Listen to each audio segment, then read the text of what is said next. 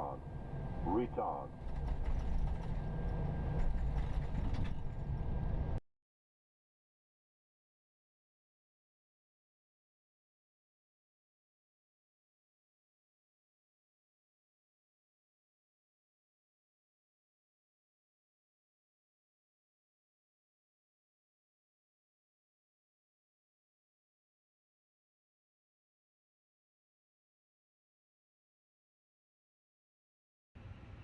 So, hello.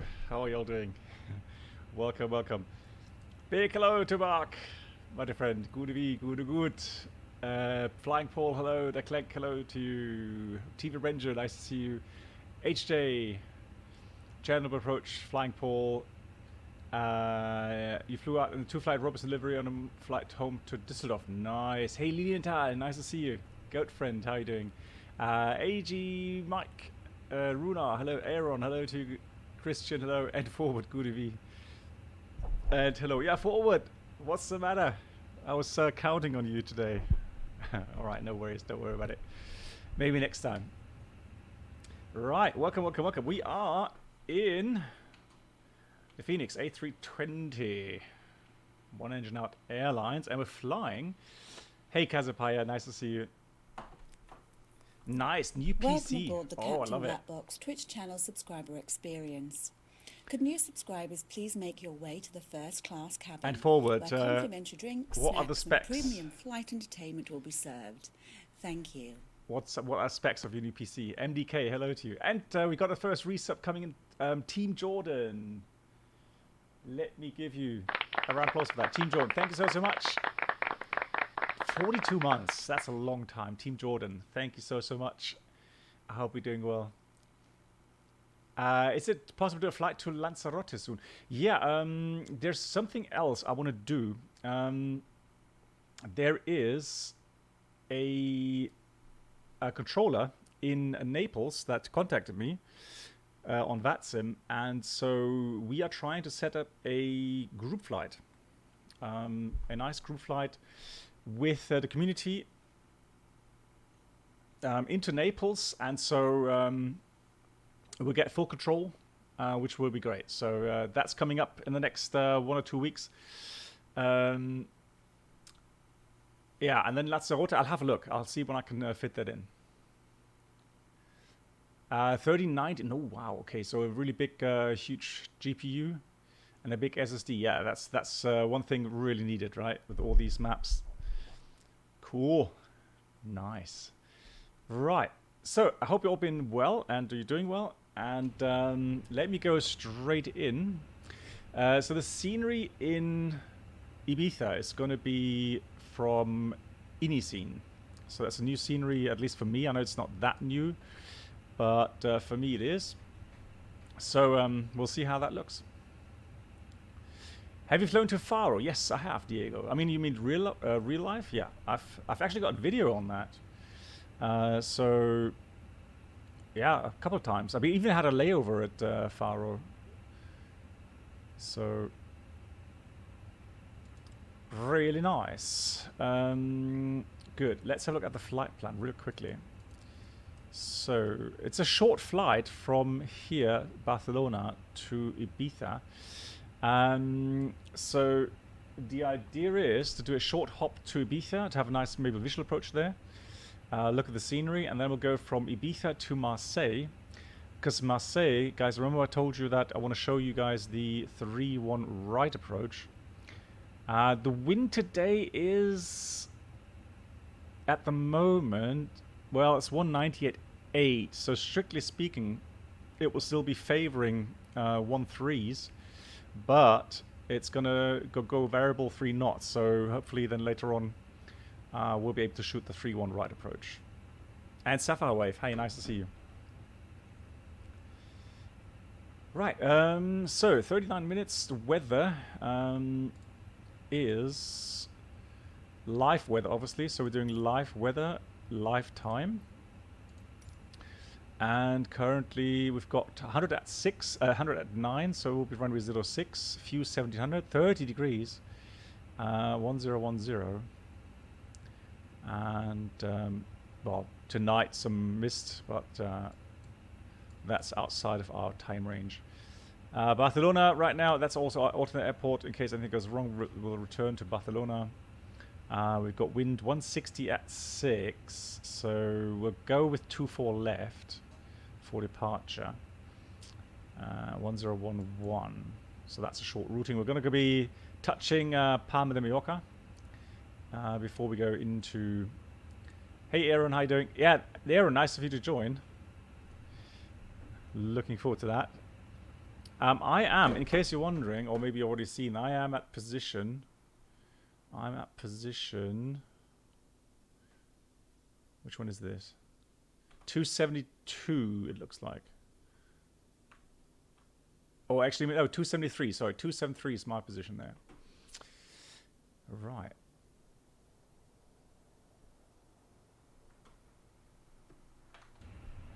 Nice. Then let's have a look at fuel and ground services. Let's get all the cargo doors open. Let's go mass and balance.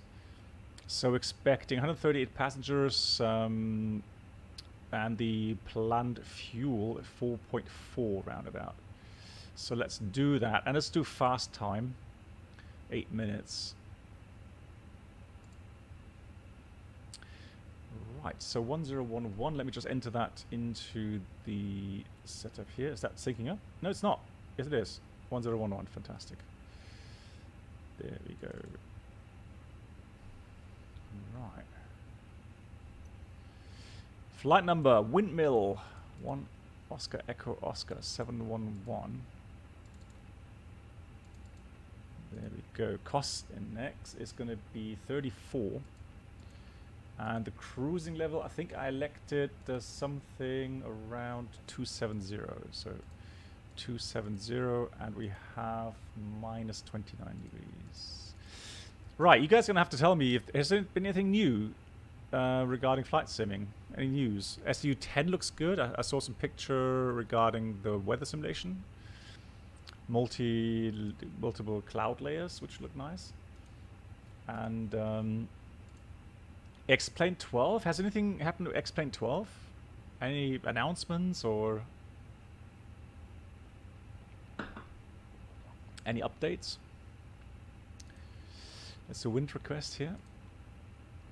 Outside temperature 28. Wow, that's warm. Flight factor 767 got updated, but that's okay. Has anybody tried the 767 and the 757? Hey, Giftswerk, how are you doing? In X-Plane 12. The reason why I ask is because the experience with the A320 from Flight Factor wasn't really that positive.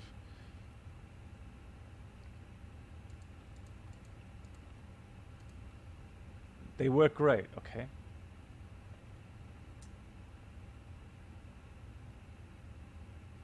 Okay, 50% is the same, the other half is says great, okay. One thing is still I am still kind of worried about is the performance. So hopefully it will improve. But yeah, from what I've seen from streams, from other streamers, it's still pretty laggy and stuttery. Content 757 have been streaming them both. Okay. Hello. Hey, Brennel, wie geht's dir? Brennel, sorry, yeah, I saw your message regarding the lovely livery for the Cessna 414. We're gonna try it out next time we fly the Norway tour. And the video, Brent, I have not had time. I came back today at noontime, flying all night, and so I didn't have time yet to look at the video, but I will do so. Okay. Oh, the Felis 742. Oh, nice. Okay. Yeah, guys. Again, I'm gonna try to maybe adjust some of the settings because X-Plane 12 does have some different setups and settings. That maybe will help with the performance. But yeah, it's like I said, it's a bit of a mixed bag. Ever dispatch with noticeable steering and of it? How would that work, Declank? I don't think it can actually. Actually, hang on, there was something. I remember that. Let me just check, Declank, because initially you would say that's impossible to dispatch without nose wheel steering. But I don't know if it was on a 737 or it was on an A320. Let me just check.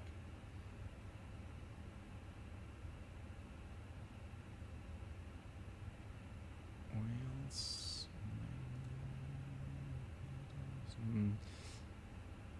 Steering. There we go. So steering. Nose wheel steering control system.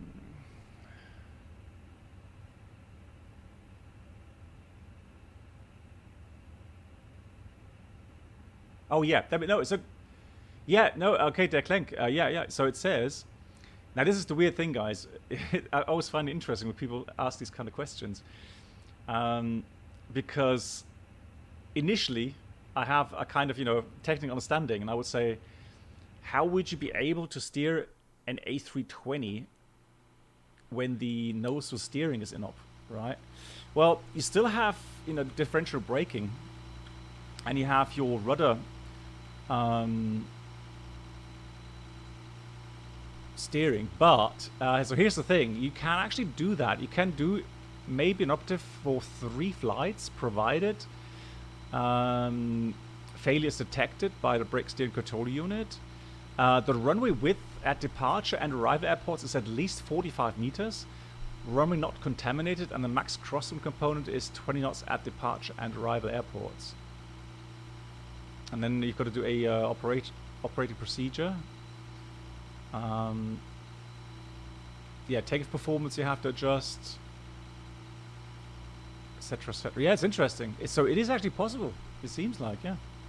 Now the question is, so it's one thing for it being possible, and the other thing is you as a captain accepting it. All right, that's going to be a tough decision. So I would say if you're stuck somewhere at an airport that doesn't have maintenance, and so yeah, you would think that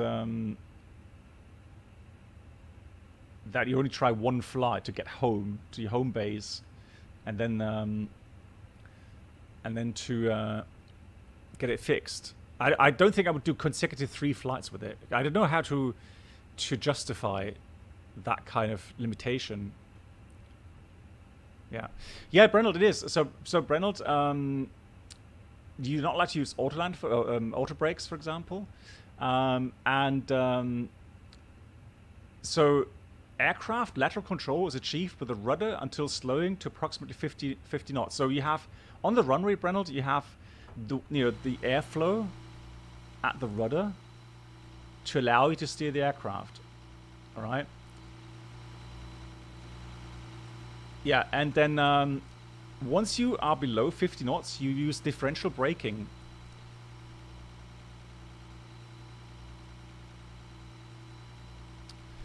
So you're supposed to have be careful. Taxi speed is limited to 20 knots, for example.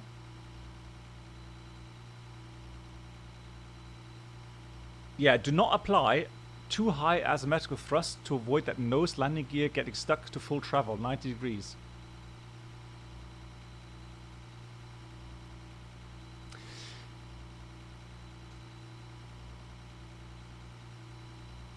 Yeah, but Brenold, see it this way. So what happens is that you will be having the nose gear turn. It just turns with the forces. All right, so it will turn left and right. It's just not active. It's not an active control where you would steer the nose gear. It just kind of pivots by using differential braking. Yeah, differential braking like in a Cessna. Yeah, I mean. Well, I guess you would. I mean, it would put stress on the nose gear tires and the. Yeah, but differential brake. I don't know if you would kill the tires very quickly with that, but yeah, it's a different force on the wheels. We can try. I mean, we'll see. Hey Danny, how are you doing? And Amundos, so Amunduki, oh god, that name, Amondukius. You got COVID, very mild. Okay, get better. Yeah, all the best. Yeah, I hope it stays mild and you get better soon. Sapphire Wave, well, theoretically, yes, but you know, the thing is this, you have to be careful not to overdo, you know, these kind of asymmetric thrust, asymmetric braking kind of, you know, situations. You're not used to it as a pilot, and so, you know, literally you could kind of get the aircraft turning too fast, or yeah, I would definitely. Another thing is you would never practice that. I have never practiced taxiing without nose wheel steering. I mean, why would I? All right. But true, that's an extremely weird kind of mail item. Right, so we've got that. We're going to take 24 left for departure. And so that should be the LARPA for Quebec. I've never flown that departure route before. There it is.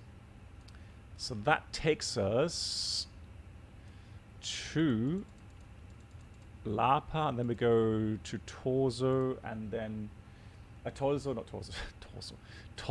and then we're going to do a ILS 06 in the hope that we're going to get a visual approach into Ibiza. And I think I told you guys a story. My first flight as a first officer with passengers on board was actually to Ibiza. That was 1995. And we arrived, and the controller asked us if we want to do a visual approach runway 06. So yeah, I was extremely nervous, obviously, and but the instructor, he kind of talked me through it, which was kind of cool. And then we actually managed quite a nice approach. It wasn't too bad. So in A page, B page, RatNav page. Let me just get the charts for that. And Krista, hey. Yeah, so we're streaming on YouTube and Twitch.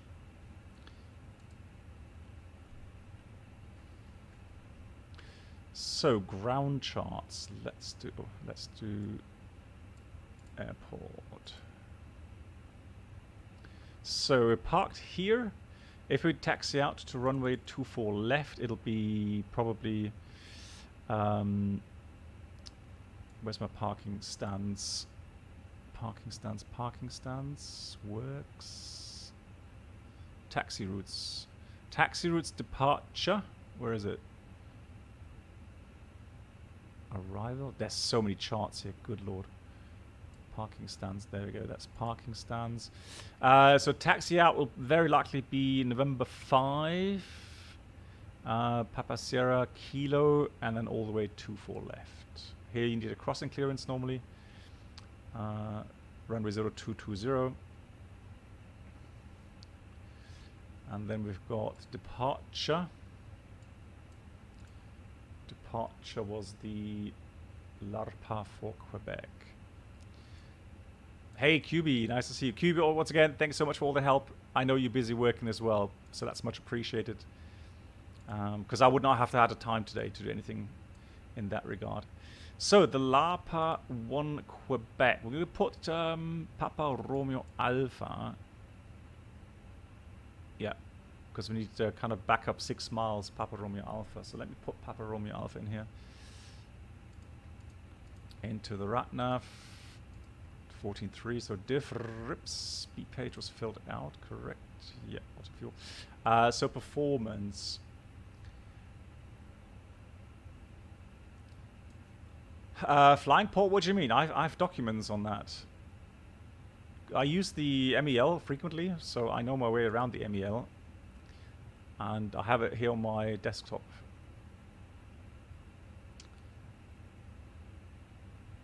They got rid of the standard taxi route charts in Spain, looks like. Normally you would have 2 charts with north and south configuration runways and the standard taxi routes. Also Madrid don't... Oh, really? Danny, I need to check my real world charts then. That's a bit strange. To get rid of those. because it does help. I mean, having these kind of infos. So Ibiza 06, taxi out, etc., etc. Nice. Okay, so let's go performance. No, flying pole, no. You would never find these anywhere. I guess you could find maybe some leaked documents at some point. Packs on 62.3. Let's sync the weather. But normally these kind of documents are not available.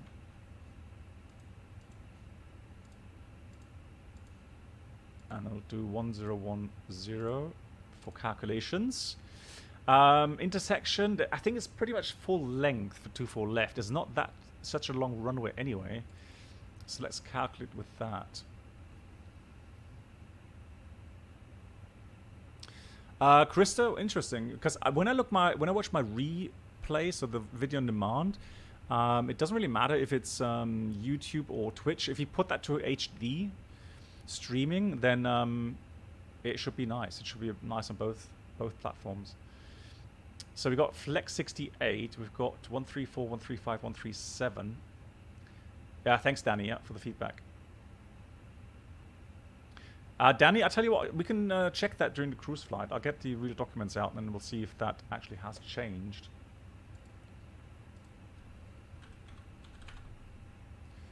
So let's do a quick review of the chart here. So Barcelona, NADP 2, 1020 at 1020, and engine out acceleration is going to be 1600, and the procedure is going to be straight out 245, 25 miles to hold. So let's insert that. Actually, no, hang on. Let's first insert the data. So it's flaps 168 and down 0.3.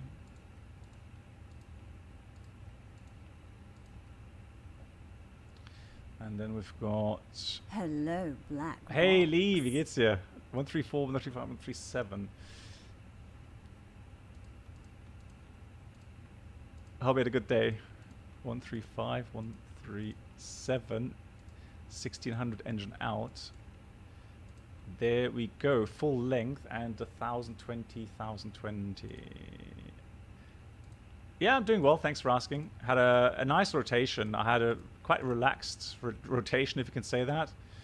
And it was a beautiful rotation, really enjoyable. Good. That's all set. 34357. Transition is supposed to be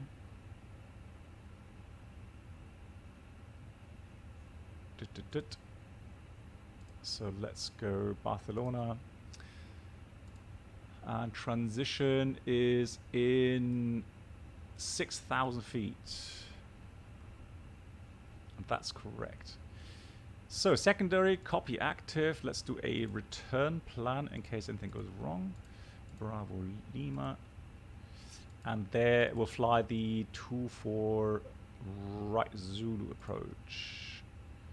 24 right Zulu with no star and no via. And last but not least, we'll put fix info Lima Echo Bravo Lima 24 left. The course should be 245 degrees, and maximum is 25 miles to hold. Fantastic. Hey, it was 5. Wie geht's dir? Nice to see you. So, all done. Constraints on, and let's make sure we have everything on here. Nice. And we'll do a briefing.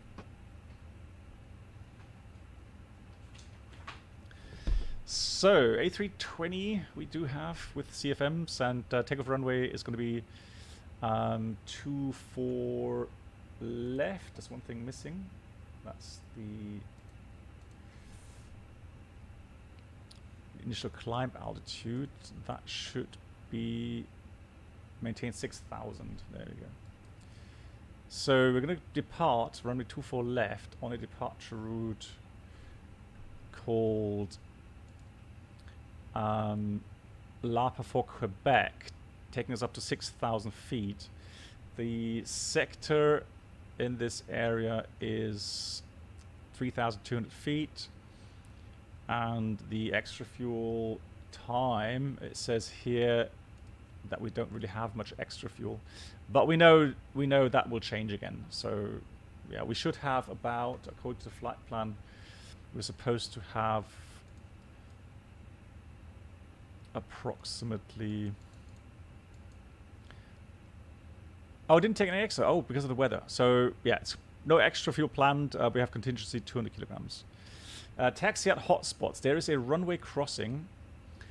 So already checked the departure route for taxi out. And one thing to be careful with is this part here, crossing runway. And then we've got some aircraft normally joining from the north on Delta. So we normally have a little bit of a hotspot here as well. And then the hotspots at the end for the lineup. Engine out, as we've talked about, straight out, runway track, acceleration is in 1,600 feet, clean up, secure the engine, of course, first of all, then clean up and climb, let's say 4,000 feet left-hand radar vectors for an ILS approach 24 right. Anything non-normal? No, all good. What we tried to taxi, so Brenold asked if it's possible to deactivate the nose with steering, which is done through this switch here. Aboard the Captain Black Box. And we can try to see if it steers properly. Could new subscribers We'll see. please make I've not your way tried to that yet here in the first-class FENIX. cabin, where complimentary drinks, snacks, and premium flight My voice is entertainment will be served. low. Are you sure? Thank you. I'm not sure. Anybody else thinks that the microphone should be a bit louder? I can always try. No, things fine. So some say yes, some say no. Hey, Captain Biggles, what do you mean no? Is it? It's fine. Okay.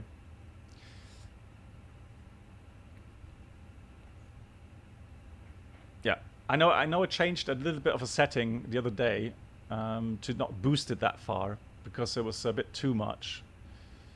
It's fine. Thank you much for the feedback. Hey, Airbus Geek, nice. I don't know if we're gonna have ATC at the moment. I don't see. There's Lisboa control, but nothing here in Spain, it seems. Cool. And Technicus, thank you so much for your resub. Big round of applause for that. 6 months, Servos. Are we doing good? I hope you're well. Nice. So let's go with APU bleed on. We'll get the external power off, get the fuel pumps on. Just go quick check again of the over panel. Beacon goes on. And first of all, cockpit preparation checklist. Gear pins covers removed. Fuel quantity. We have 4,320 kilograms. Balanced. You're doing well, Technicus. That's fantastic. Do you want a good 321 for Microsoft? Yeah, Tusa, I wouldn't mind. Seatbelts. Seatbelts says here on. ADIRs. So we go data. I need to enter the final values actually. Data, nav. So ADIRs checked on nav. And Bauer ref is QNH1011. Let me enter the final figures, which are as follows. So we have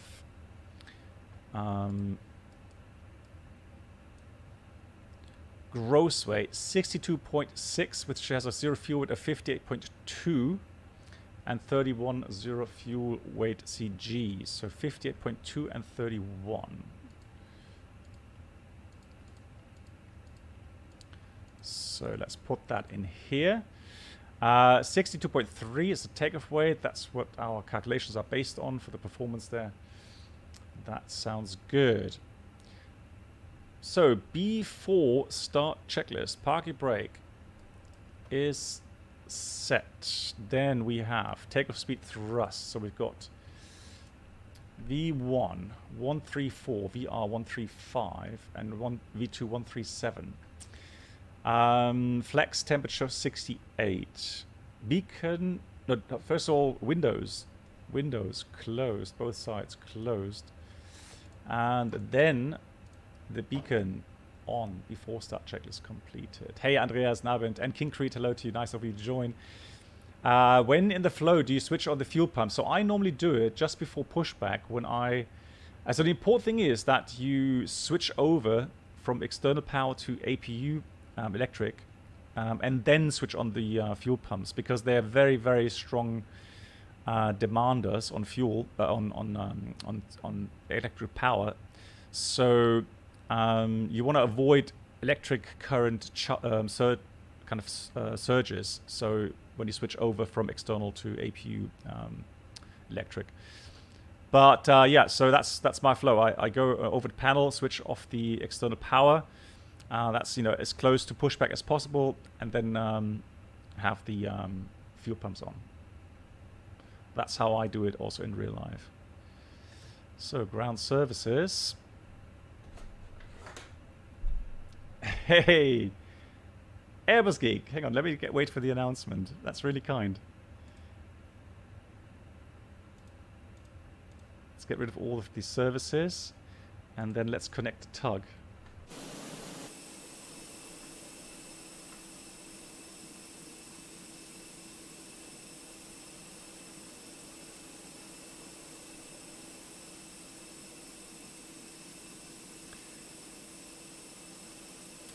When does you as a pilot switch off the strobe lights? Switch off when leaving. Autopilot. When leaving the actual runway. Autopilot. So when you enter an active runway, you switch the strobe lights on, and when you leave the active runway, you switch them off. It doesn't matter if you do that, you know, lining up and landing, or if you just cross the runway. And so Airbus Geek, thank you so much. Thank you for the €5 donation. That's really kind of you. And the message is to buy your coffee. I actually have a coffee with me right now. Thank you so much. By the way, FENIX CP DLC works great. I just tried to get my clearance so more relaxed. It is. So I'm glad you're actually using it. I know a lot of people don't, which is a shame, because if you have the service available, like you say, it really helps to you know, get that in your flows, and it's more relaxed when you get the clearance. Drax, hey, really want the FENIX, but I can't afford it. I would love to, if someone would buy it for me. I know, right? But you know, I'm not sure that you're going to find anyone on that matter. Andreas, tired of your efforts to... No, so Andreas, the thing is this. I can tell you that I've actually made a voice set for them. So I've recorded the voice set. They are implementing proper voice sets, and I've done mine for the kind of English-German. So hopefully soon it'll be out. So let's see. Push back, I would guess. Hey, Bilbos, how are you doing? Yeah, just pretty much straight back, right? So let's get the parking brake off. Oops. Parking brake off. And then we'll push back. Brakes released, ready for pushback.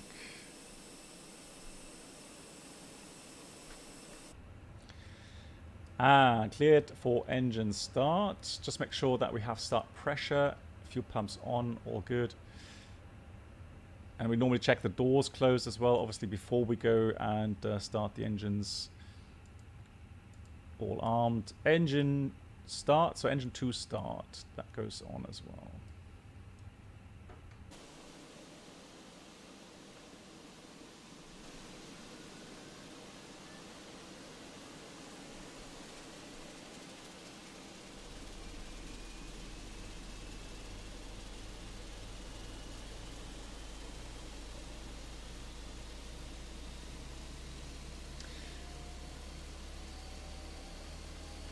Yeah, so Krista, that's always really difficult here in the flight sim, simply because here you don't have that field of view as you have in real life.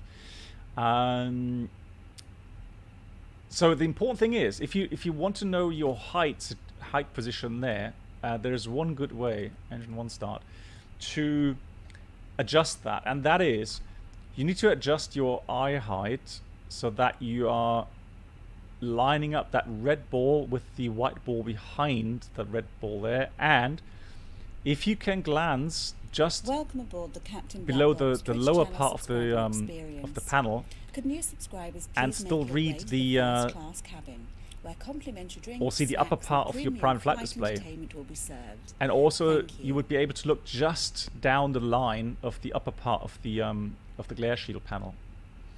So that will be the proper height, at least.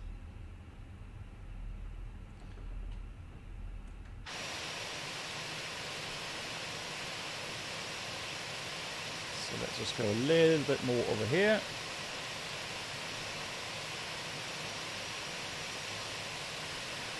Aaron, are you departing yet? Oops.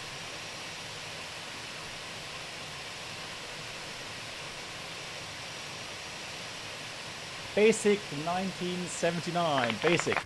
Thank you so Welcome much aboard the for your Captain Black support. Box Twitch channel subscriber experience. Could new subscribers please make your way to the first class Right, I think that'll cabin, do, right? where complimentary drinks, Let's stop. snacks, and premium flight Right, pushback entertainment complete, will set be park served. brake. Park brake Thank you. set.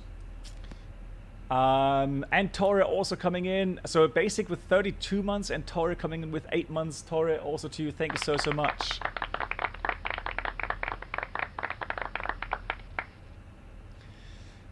Good. So we'll initiate the after start flows by selecting the engine start switch to normal. APU goes off. Arming the spoilers. Flaps are going 1. We'll check the trim. So that should be 29.8. That looks already pretty good. That's neutral, and then we'll do a flight control check. Full up, full down, neutral, full left, full right, neutral. Actually, no, sorry, full left, full right, neutral, and the rudder was full left, full right. I'm just looking at my rudder pedals to see if I need to adjust them a bit more to here. That's fine. So, Brandon, want to see how we can taxi without the nose with steering here on the Phoenix. There's a 737 there, and at my 1 o'clock. Oh, there we go. Here he is. That's Aaron joining us on the flight today. Fantastic. So greetings to Aaron. Guybrush, hello to you. Good evening. How are you doing? I hope you're doing well.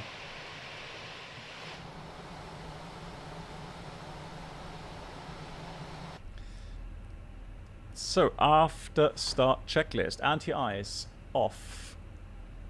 ACAM status checked. Pitch trim 29.8%, and rudder trim is neutral. That's the after start checklist completed. Oh, I need to get on 122.8 first of all, and call out for my taxi. How come I don't transmit on? Now I do. Okay. Barcelona traffic, windmill 711 is taxiing runway 24 left in Barcelona. Clear left side. Clear right side. Let's go. Guybrush, thank you much.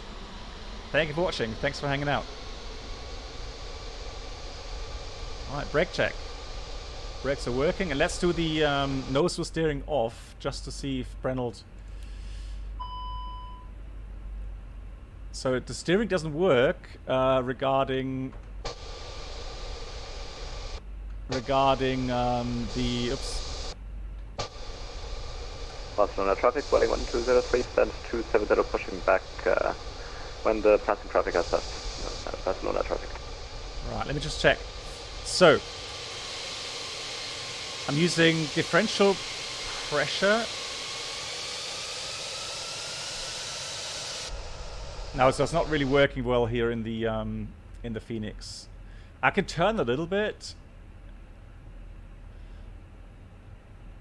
but not much.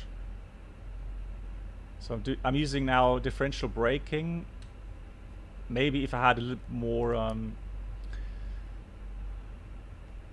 more speed, but no. I guess that's a bit too difficult to simulate here in the sim.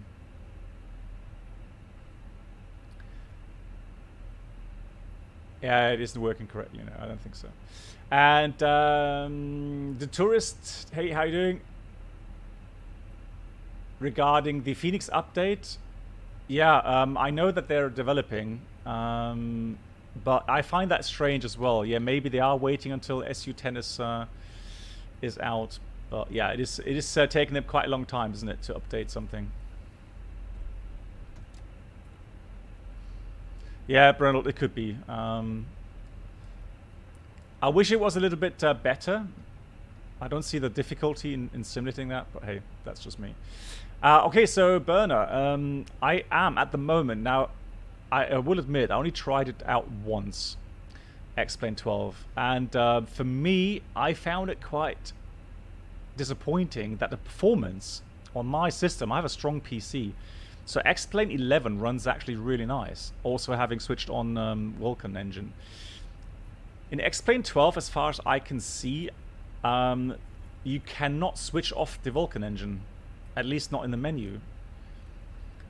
And so I found the performance in X-Plane 12, the FPS performance, okay, but it has lags and stutters like crazy. So I don't know where that is coming from, but I find it a bit annoying. It kind of kills a little bit the immersion, I think. Yeah, so that's a bit of a disappointment. And then the add-ons, slowly we're seeing some improvements with the add-ons. And starting to get better, but yeah, I'm waiting for some proper updates on that. Interesting thing is, one thing I do like is the snow textures. So if it's kind of got a dynamic weather simulation where, you know, snowfall will slowly build up a snow cover on the taxiways and runway. Also interesting is a better aerodynamic simulation. All right, so better flight feeling. Whoops, better flight feel, and yeah, and you know, things like contamination on the runway, be it wet runway or you know, iced up runway, a snowy runway. If that's simulated, that's fantastic as well. Yeah, TV Revenger. That's what I know that there's some very brave streamers that continue to stream X-Plane 12, and I see the same performance issues on their streams, same as I have. Yeah, that was interesting to see. Hey, Sim Caesar, how are you? Sim Caesar, well, there's one lovely streamer who, I don't know, maybe is still streaming X-Plane 12 more regularly. Big shout out to Sim Caesar, I hope you're doing well. Ask, in Microsoft Flight Sim, how do you switch view? Are you using an external control? Yes, I am. So if I show you the stick view here, so I have a third controller here, and so I can have some buttons here that help me switch the views. And then in the outside view, if I'm in the correct outside view, there we go. So I can actually go and just move everything around like this.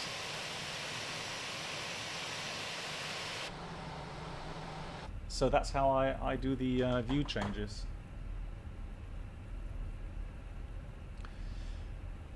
Lucat, yeah, but I mean, yeah, I know you could get that through an update or an external app. So I'm using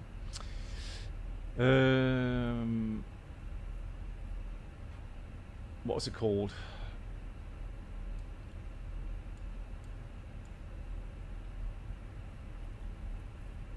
Trying to search for the app here, but I don't see it right now. Yeah, so I have another program for that.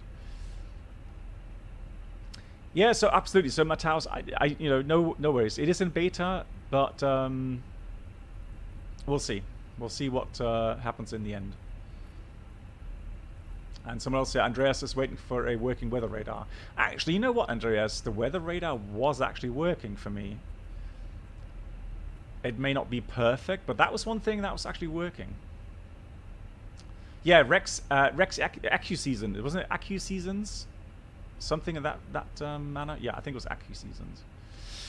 Good. So let me have a look. Oh no, actually, let's take the next one, and then we'll go and take full length.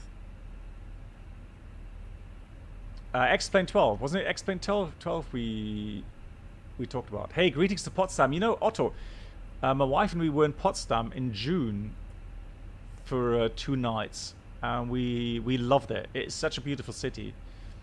Really, really interesting.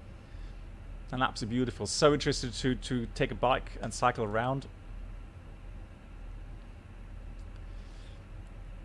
Oh, we are talking about then Microsoft. Yeah, okay, disregard. Krista, so in Microsoft, I agree. That's something I would hope to be implemented soon as well. Yeah, because, I mean, for us, you know, pilots and flight sim pilots, obviously the weather radar is essential, right? For, you know, proper weather simulation and kind of flight simulation where you're going to have to do maybe some diversions or, you know, replan your approach procedure, that sort of stuff. Yeah, exactly, Trishu. I feel the same, yeah. Good, so let's do taxi checklist. Flight controls checked. Flap setting, config 1+F. Radar predictor windshield system is on in-op. Then we've got engine mode selector normal and the ECAM mode takeoff no blue. Hey, Darcy. Twitch channel subscriber experience.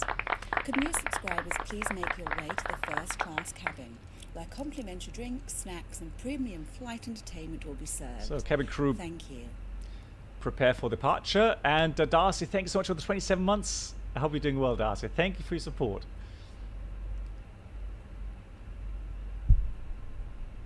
Barcelona traffic, windmill 711 is lining up departing on runway 24 left in Barcelona.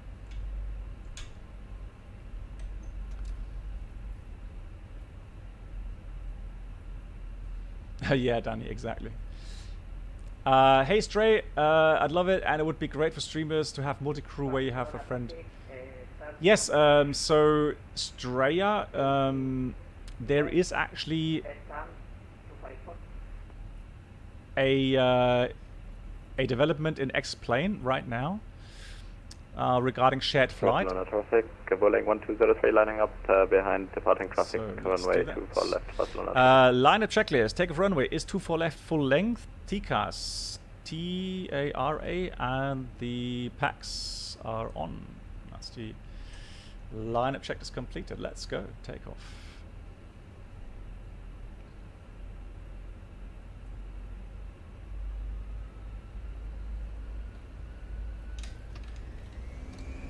Manflex 68 SAS, runway auto thrust blue, thrust set.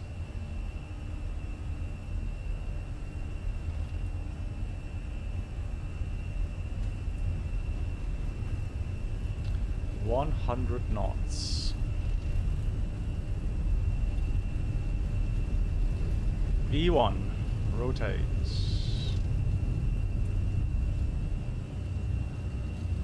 Positive climb. Gear up.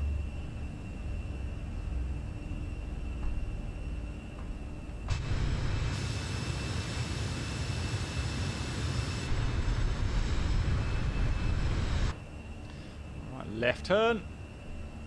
I love this turn.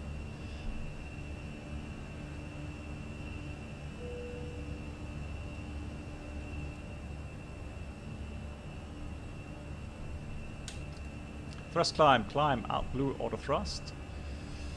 Continue on that arc to the intercept point.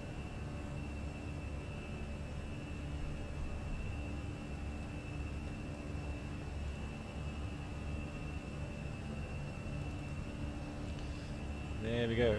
Peral 3000 or above. Plus 3000, which is no issue for us today with that performance. Absolutely easy. Easy peasy.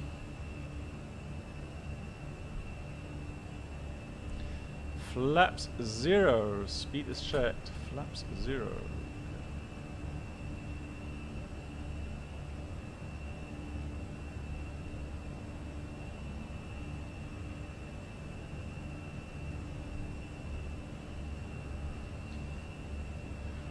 so let's do autopilot 1. Hey Lilo, how you doing? Raven racks, yeah. So for P3D, I have used the Scalaki hardware. I've used it in X-Plane as well. There, it actually works all right.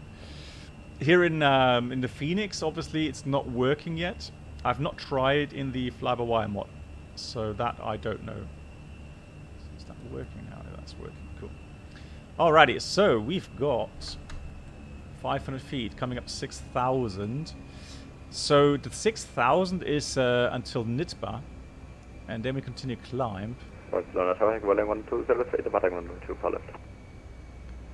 So gear is up, flaps are up, spoilers disarmed, and lights, nose gear lights off. Lima Sierra Antilo.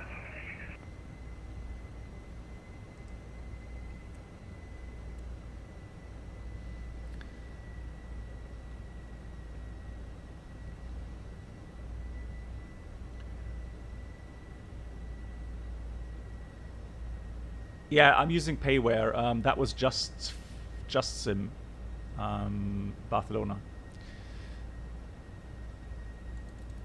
So with Alt hold, let me dial in 270,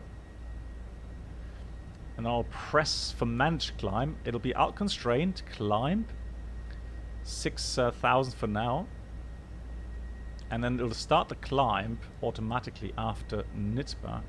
I am missing the climb error here though on the nav display.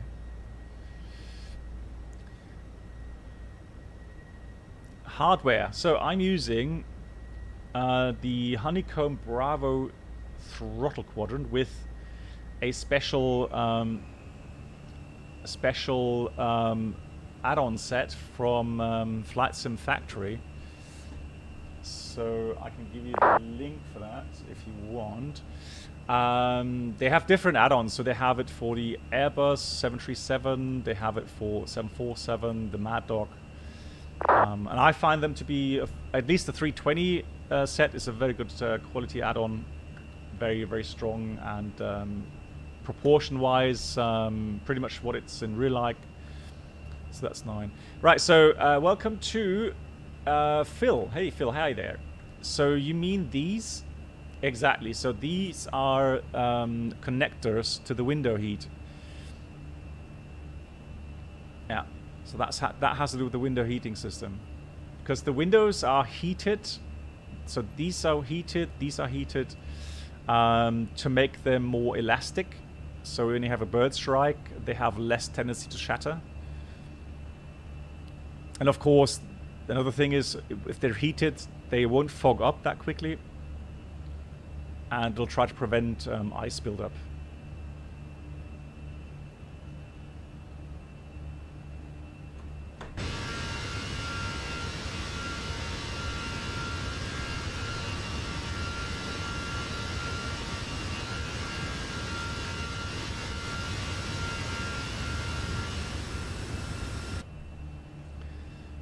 All right, 10,000 feet, we are accelerating.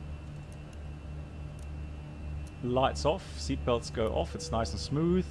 Then we'll go down here to clear the RATNAV, secondary, copy the active plan, and fix info page clear. And there we have it. That's everything done. Check the ECAM, all good, company message. Let's check the company message. Hope it's nothing naughty. Let's see. Oh, load sheet. There we go. Accept. And load sheet accept as well. We checked it through the EFB, so all good. AOC menu. Performance. Cool. Right. Lilo, yeah, but the thing is, if it's 1-3 left, I may be offline for the landing and just yeah, force a different weather, because I do want to fly the 3-1 right approach today.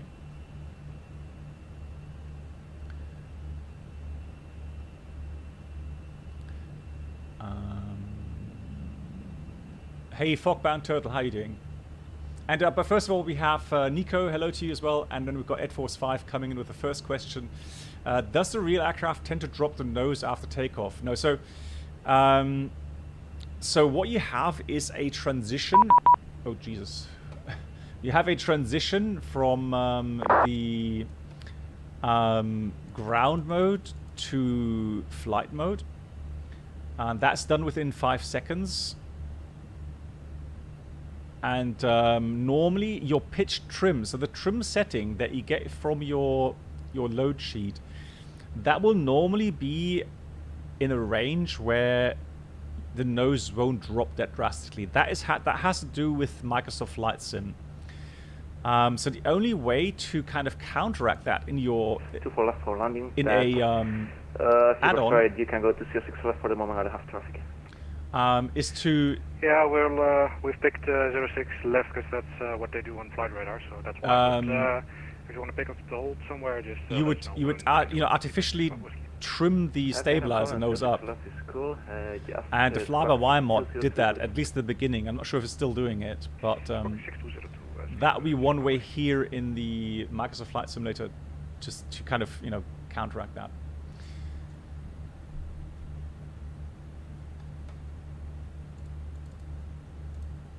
Palma Control, a very good evening from Windmill. That's Oscar Echo Oscar 711. We're passing 180, climbing 270.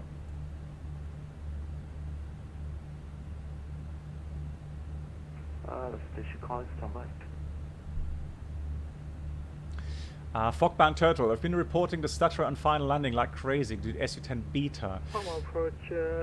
Yeah, so I've never missed about with any of the betas, Fogbound Turtle, so yeah, I hope it gets fixed. Looks for 02, correction 620, Palm approach, hello, number 1 for clearance, standby.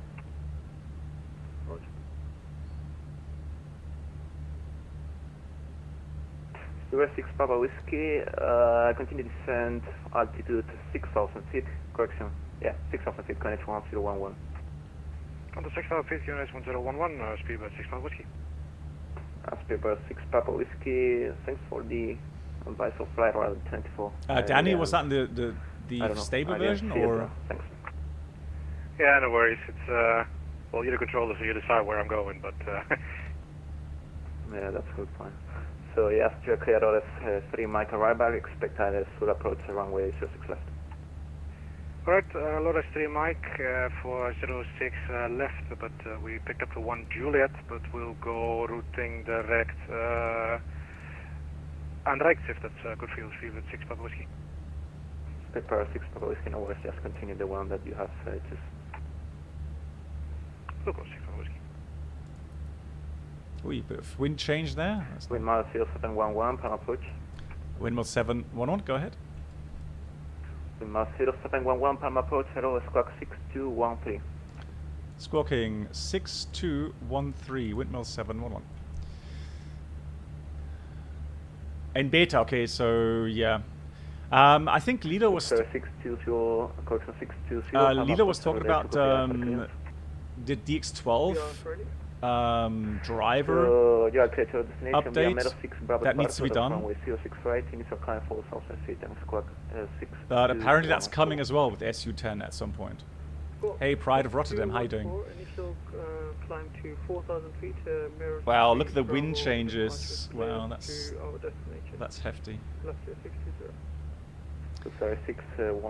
Hey, Mahmoud, how you doing? Mustafa, welcome. Which one is for departure, sorry? Runway 06 right. 06 right, okay, we'll change that now. Looks 619, welcome to Palma Mallorca, continue taxi to stand off features. Stand of choice for Luxair 619, thank you. Palma approach, hello, it's 2 that's a good question, Flying Paul. I don't know how well that's working yet, though. On the ADAS it says runway 24 news. Yeah, I just changed it. Schnürschuh, moin. Nice name, how you doing? We have config is in use. Standby, number 1 for clearance. Roger. farm approach, left Regarding Scalarchy products and FENIX, so FENIX is based on ProSim, which is also a simulator hardware maker.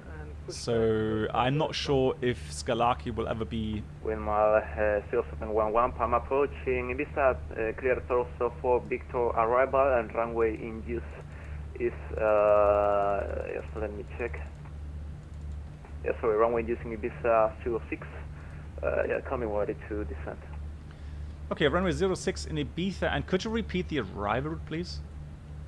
Yeah, it's also for Victor. Tulsa for Victor. Thank you much. Call you when ready for descent. Windmill 711. Gracias. I'm doing well. Thanks for asking. So we got 1,000 feet to go. Going to put this into vertical speed, 1,000 feet per minute. And then we got Palma de Mallorca right up in front of us. 1208, descending to flight level. Lovely weather here. 100. Thank you, Mahmoud. 1208, Yeah. Palm approach, hello, correction is Quack 6207. 6207, Ibiza 108. Speed by 6, Papa Whiskey, continue descend. Oh, nice. Yeah, so Lilo, Okay, hopefully descend altitude 5,000 feet, speed by 6, Papa that will all work out with the driver. That would be great. Do you need the Airbus add-on for the Bravo for the add-on to work? No. So, I mean, the idea is with the throttle add-on is that you have things like these gates for the flaps, or you have gates for the speed brakes, which I know the real Airbus doesn't have, but here in the sim it's actually quite nice. And then you've got the thrust levers, which are much larger than the standard set. So that's the idea behind it, to make the thrust control a little bit simpler. But otherwise, the signals still come from the same levers and the buttons from the hotels. From the Bravo throttle quadrant. So it's yet to Whiskey Bravo, Palm approach, ready to copy Phoenix. 2 Whiskey Bravo, go ahead. Schnürschuh, believe it or not, in real life there's still some. There's the airport, Palma Mallorca. It does take time to get used to the new wordings and the procedures. I find myself still missing or forgetting the after landing checklist. Let's put that to below. So the weather radar predictive vision system, that still happens. Briefings are getting better, more routine, but with any kind of bigger changes, so when you've been doing things for a certain way for a long time, then yeah, it does take time for your brain to adapt. So good evening. Well, so how can I describe this? So think of it this way: you have 1, 2, 3, 4, 5, 6 axes. There are 6 axes for different control options. So you can assign these 2 axes for throttle. Let's say you're flying a twin prop. These 2 for the throttle. The mid 2 for the prop pitch, and the right 2 ones for the mixture control. However, you can also set this as, these 2 not being used, so number 2, number 5 not being used. You'll use the axis 1 as your speed brake lever, and the axis 6 as your flap lever. And then you have the options to tell the add-ons at which angle it'll have a certain flap setting, for example. So that's the beauty of the Bravo throttle quadrant, where you have the option to exchange levers and just the levers here, to adapt to different aircraft types. And there's add-on makers out there where you can get, for example, I've got the 747 set as well, so it takes part of the original Honeycomb Bravo levers and then adds certain things to it to make it a little bit better and more ergonomical. Or this, for example, here the speed brake lever, right? 747, and you can get that for 737. I would say all in all, I mean, there are some costs involved with that. So you know, if you do that for every aircraft type you have, it's going to be getting, you know, somewhat expensive at some point.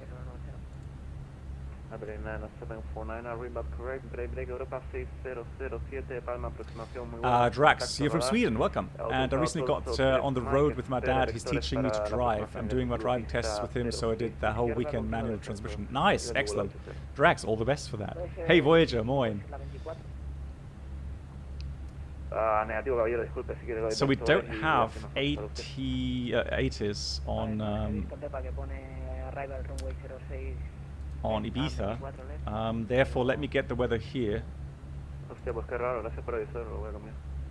So arrival, right now it's 16:30 UTC, that's correct. 100 at 11, more than 10 kilometers, fuel 1700, 29 degrees and 1009. So let me enter that value into the performance page here. So 1009, 29 degrees, beautiful warm weather, and the wind is 100 at 11. Now obviously we would normally do the ILS approach, but I'll ask the controller for a visual approach later on. 122 decimal 8. Gracias, adios, windmill 7, 1-1. So that's even better, so now we can do what we want. So let's have a look first of all at the normal approach, ILS, which we won't do. I do love to do visual approaches, obviously. So we haven't gotten that. Okay, so that's the taxi chart. Let's get the approach chart. Zulu 06, there it is. And the idea would be to do a southern downwind. And so what I'll do first of all, I'm going to enter the threshold 06 into the progress page. So progress, Ibiza 06. So now I know we've got 50 miles with 27,000 feet. So if I want to get down to pattern altitude, we need to descend quickly. So I'm going to go down to 5,000 initially. So we've got thrust idle, up descent, out blue. And we'll use some speed brakes.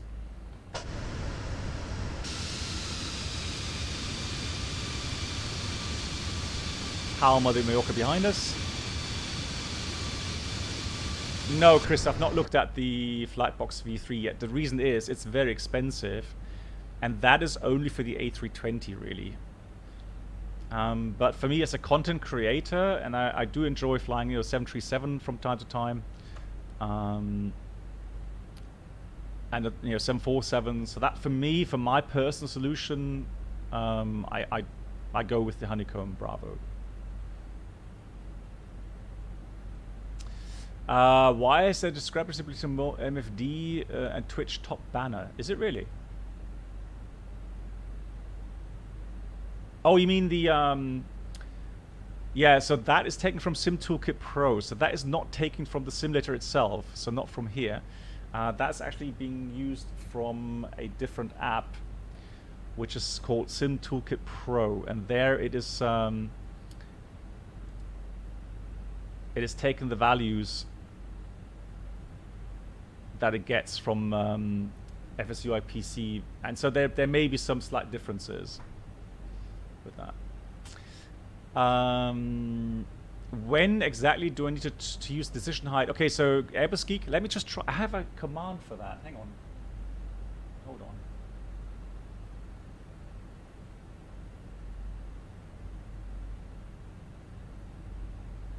There we go. So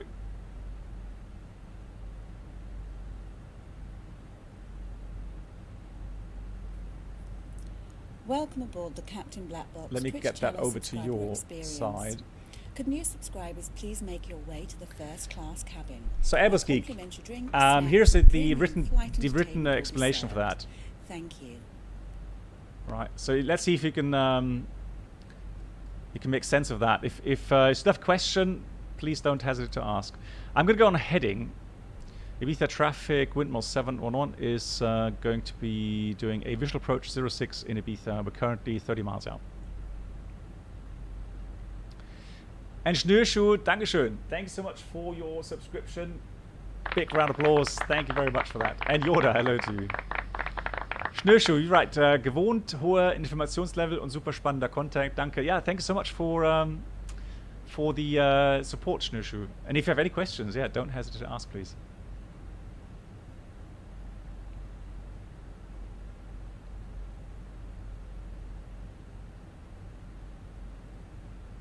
Well, Danny, I mean, since the project or the product is fairly expensive, I guess he gets enough orders to be happy with it. But yeah, personally, it's a very, very limited way to use that hardware add-on.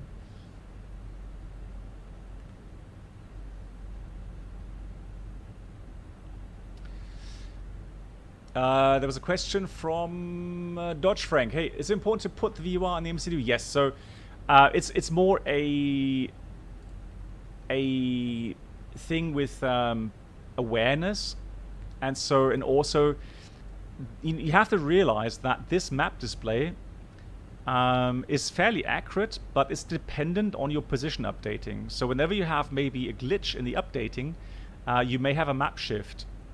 And so that picture may not represent the real world. You always have to be aware of that. So what we normally do is we set up something as conventional radios and to cross-check our position. So what you can see here, for example, we've dialed in, or we're actually receiving India Bravo Alpha. So let me put it in manually so it doesn't switch automatically anymore. And so I can see that we are on a course of about 227, and we're 19 miles away from it. So if I go and switch the range to one more 40 miles, I should be able to pinpoint that VUR 18 miles. So it's right there. So we know it's indicating the right course line to that VUR on the map here, and 17 miles.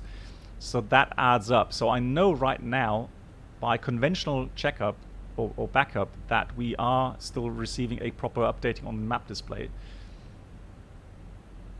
What hardware out on a deep diver? What you mean for the what I'm using right now for the throttle quadrant? That's this one here. Oh, you mean the discussion regarding the V3 from it's called Flightbox, so A320 Flightbox it's called.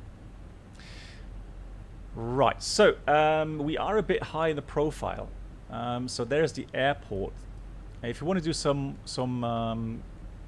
old kind of means of calculation, so let me check the pattern altitude. Let's say it's 1600 feet, so that's 1500 feet above the airport elevation. We have about 12 miles until the beam position, and we need to lose about, well, 7,000 feet. So 7,000 times 3 would be 21 miles, but we're using the speed brakes. So we're trying our best to slow down the aircraft and trying to lose altitude so that we can join a nice pattern. Also, I'm decluttering the nav display right now, so I'm going to use direct to final fix, radial insert, and then I'm going to pull on the heading knob again, and now I have a nice extended center line there. Good. Since we are doing a visual approach, I'm going to dial in the approach pattern altitude, which is 1600 feet, so 1500 feet above the ground. And we'll try our best to get a nice 2.5 mile offset from the field, and then 1600 feet. So the elevation is 23 feet, or runway elevation is 15 feet. So the idea is to do a pattern as close as possible to standard visual approach pattern. Airbus Geek, and if you have cut 1, 2, 3 available, do you need to... Yeah, so normally it's always cut 1. So if there's no fog, if there's no bad visibility, you would always go with... here comes flaps 1, speed is checked, flaps 1. You would always go with the cut 1, because that way you don't need to have all of the safety areas being taken care of. Wow, look at that.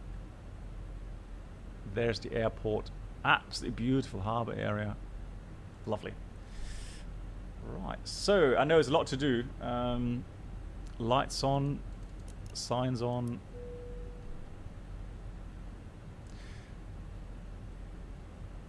And we are descending. QNH is 1009. Here it goes, 1009. Nice.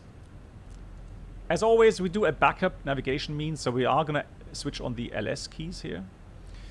And I know that we're getting to 2.5 miles offset here. I can see the runway.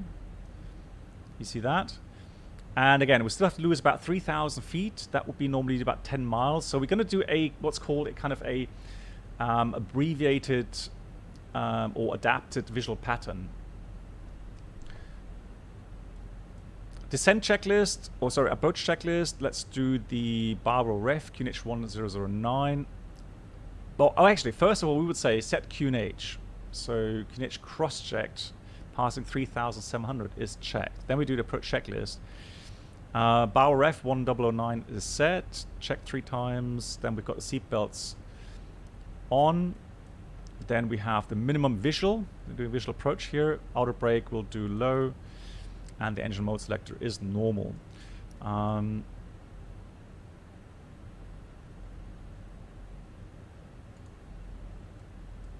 So everything's going really quickly here. Let me do that quickly. Dry runway 06. Weather apply. Landing weight. Right now it's 60 tons, 60.5. Flap full. Auto brake low. 2,500. Is checked. So auto brake low is fine. We'll take that. Good. Manual flight. Flight directors off, bird on. So we're approaching our 1,500 feet, which is nice. And we have currently 3 miles. Yeah, so let's turn base here. Flaps 2, speed is checked. Flaps 2.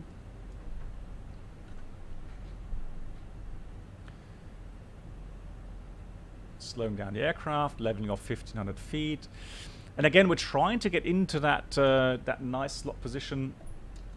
Manual thrust.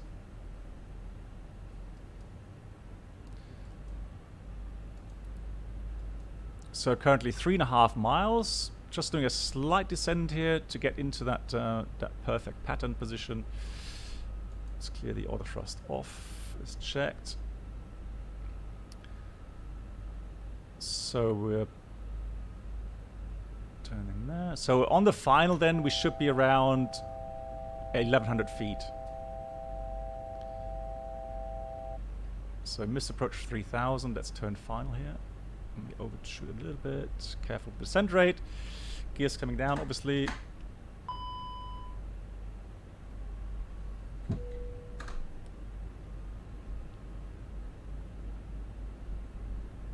So we're nicely on path, but I mean, normally I would have to do a visual minimum 1,000. established criterion 1,000 is checked. So there are airline operators out there, flaps full, that allow you to be established with everything at 500 feet if you're doing visual approach. For us, at our airline, we're not, so we would have to be, that would be a go around to our airline right now.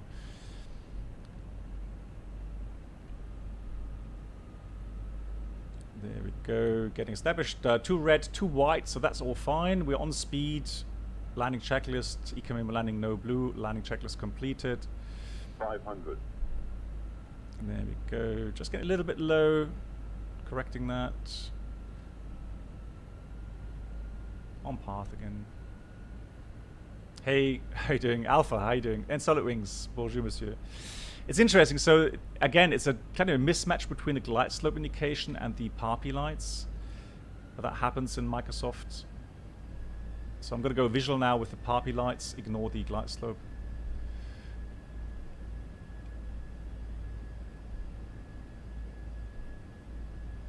One hundred.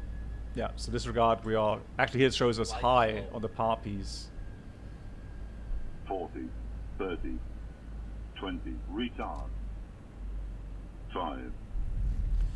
Oh, typical Phoenix bounce there. We've got spoilers. Reverse green, decel.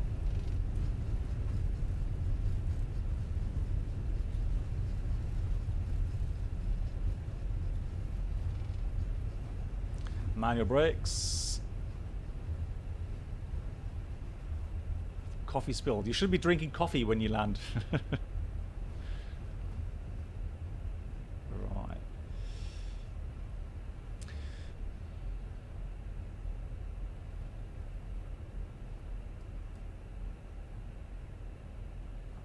Let's do after landing flows. Reset the spoilers. Yeah, I know. So I don't, at the moment, I don't worry about, you know, the bouncing effect. It's Microsoft just being Microsoft right now. There's a lot that needs to be done.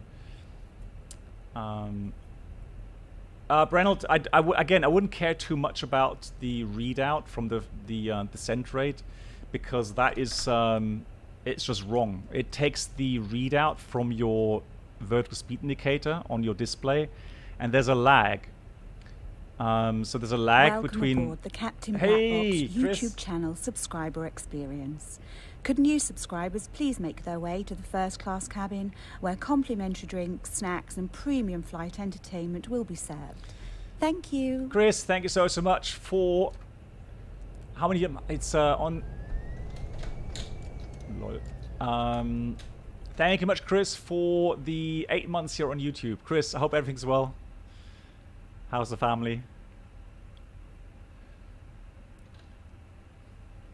Right, so that's why I don't really give much about these descent rate indications or from any app, because when you do a very late break, so you round out late, your indication here will be like -400, -500, and if you then actually have a nice round out and you did the break very nicely and you touch down, it'll record like -400 feet per minute, even though it's actually a nice soft landing. So again, I wouldn't give too much about this. It just takes a while for the indicator to get back to, let's say, 100 feet per minute or something. Hey Tipixi, how you doing?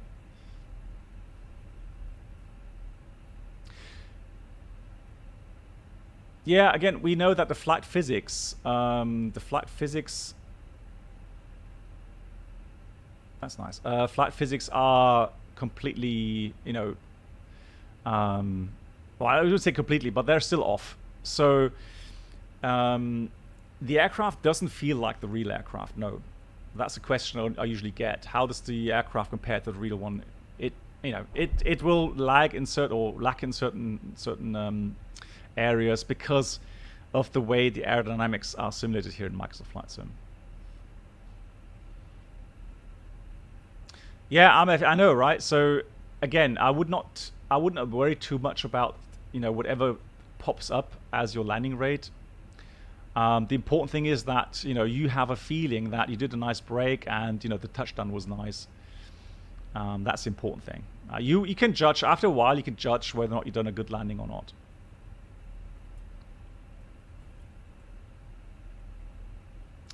Is the fly-by-wire 320 better or the Phoenix? Well, I mean, it depends what you're looking for. So are you looking for... Are you looking for, you know, system simulation being correct? Are you, you know, do you want to do some failures of the systems? Well, then the Phoenix is definitely much better. If you don't care about, you know, the 100% accurate system simulation and you don't care about failures, well, then you're going to be happy with the fly-by-wire mod, which is fine as well. Welcome aboard the Captain Black Box YouTube channel subscriber experience. Could new subscribers please make their way to the first class cabin where complimentary drinks, snacks and premium flight entertainment will be served. Thank you. Chris, everything's good. That's good to hear. Really tired, I can imagine. Yeah, sleep deprivation is something you're gonna have to used to. But I'm happy to hear that everything is fine, Chris. Thank you so much. Greetings.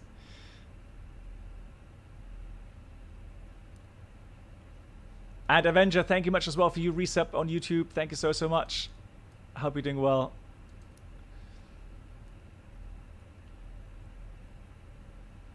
And that's 8 months here as well on YouTube. Thank you very much for that. Well, you have that in a lot of flight sims. So the basic version of the flight sim is quite cheap. Let's say X-Plane 11 or X-Plane 12, for example, $50, $60. And then you have add-ons, especially airport add-ons even, that cost quite a lot in relation to the basic flight sim, right? Let's just stop somewhere here. That's just the way it is. That's flight simming for you. You have a base model, and then everything else on top costs extra. Right, we didn't start the APU. Let's do that in the meantime. After landing checklist, we would do radar, blick windshield system off, and there's someone landing, so let's have a look.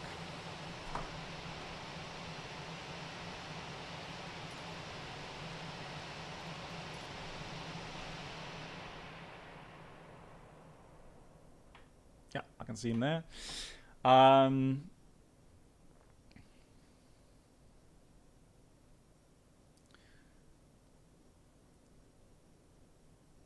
Yeah, so SolidWings, I would hope that for the flight dynamics, weather simulation, Microsoft would hopefully soon be improving things. But right now, you would give graphics, maybe 8 or 9 out of 10. You would give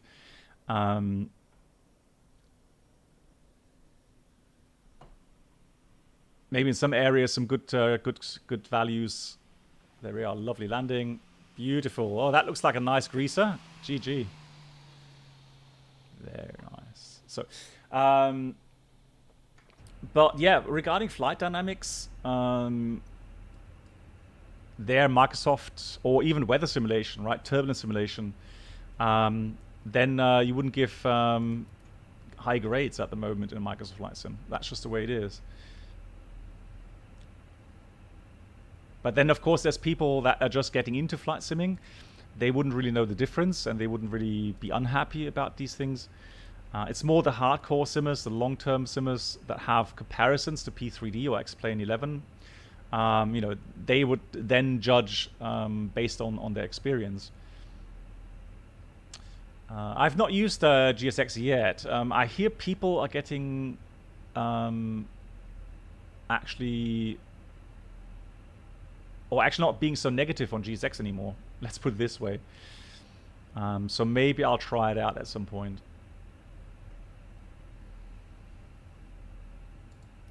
So we've got the APU running.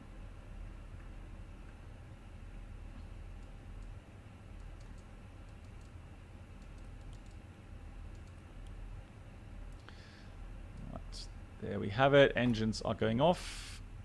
Just look for the spool down here. Getting to 30%, so we'll do beacon off.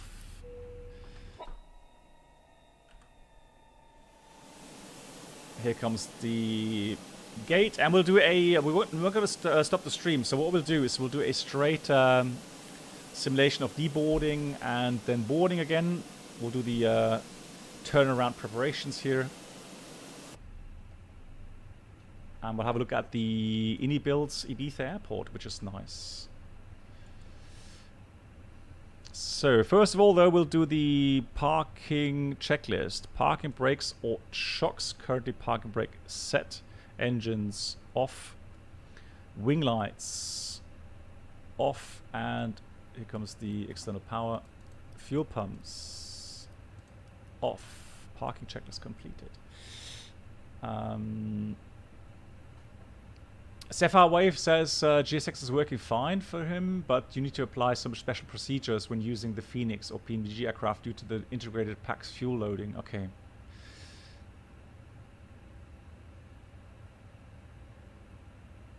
Do you think Microsoft will release a new flight sim? No, I don't think so. So I think right now they're completely committed to... Oi! Excuse me, I was here first. So I think they're committed right now to this simulator, so Microsoft 2020, and there's still a lot to do here. So you need to be aware of that, and... Hey, Eagle Motion, how you doing? Right, so Ini builds Ibiza Airport. That's really nice. Look at that.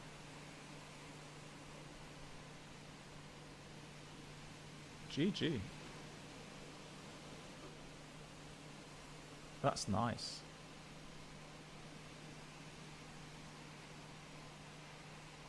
Yeah.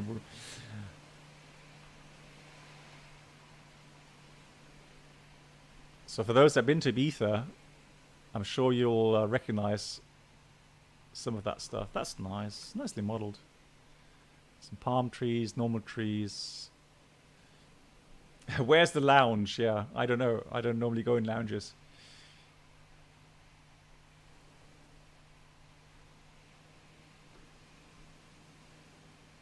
Yeah, so the reason why FENIX is at, what, $55 right now? I mean, there's even more expensive add-ons if you look at other... Right, so if the Pegasus doesn't go, then I'll go and ignore him. So... there we go. Yeah. Hey DeFlores, how you doing? We'll do a look at night lighting as well.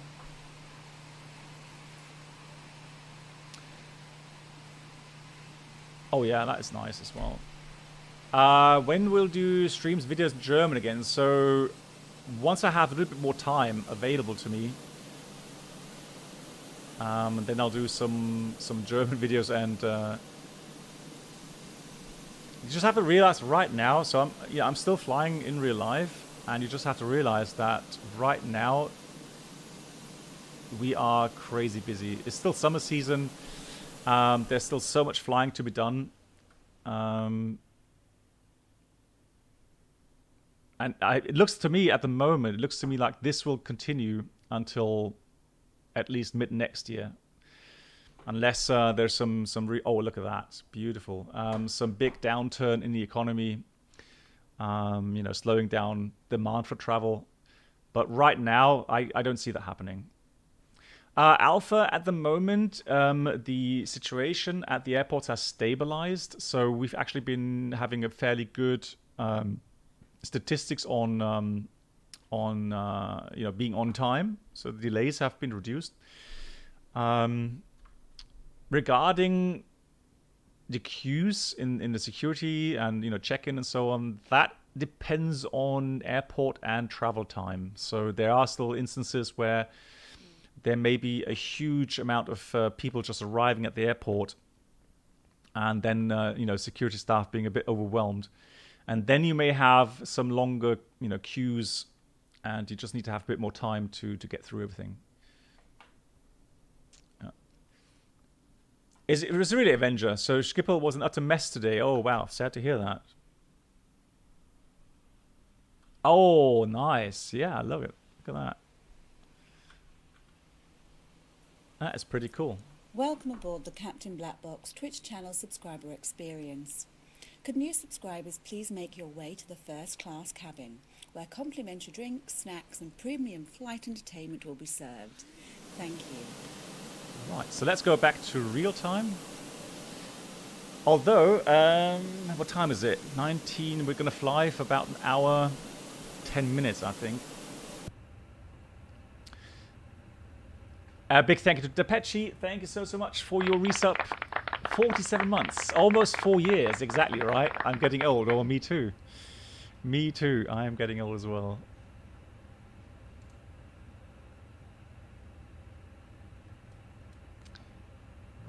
Cool. So unfortunately, that was a bit of a very fast approach, so I didn't have much time to explain too much about the approach. But here in Ibiza, I'm going to fly to Ibiza again at some point, and then have a bit more time. But the idea now is actually to show you guys the airport, which I've just done. It's a nice add-on, a nice surrounding, and the idea now is to fly to Marseille, because Marseille has, again, a beautiful, beautiful approach and a challenging approach going towards runway 31 right. And so we'll show you that approach today, because last time we had runway 13 left because the wind was so strong from the south. And now at the moment it's 200 at 5, so we can do the 31 right approach. Perfect. I am going to check if there is any control. If there is control, we may request 31 right, but right now I don't think there is. So let me just calculate the flight plan. And it's about an hour, 5 minutes flight time, I think. So let me generate the flight here. It's 252 passengers, fantastic. Extra fuel, let's take, well, Marseille definitely has a high risk of missed approaches. Next time we fly, we show the parties in Ibiza. I'm too old for these parties on Ibiza.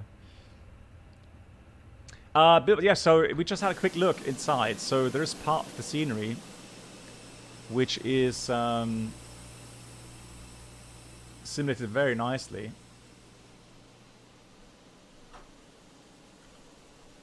So at least the first layer there. And that's all I care about, really, because I look from the outside. And that's really high quality textures as well. Even PBR on the floor here, you see that? Reflections, very nice.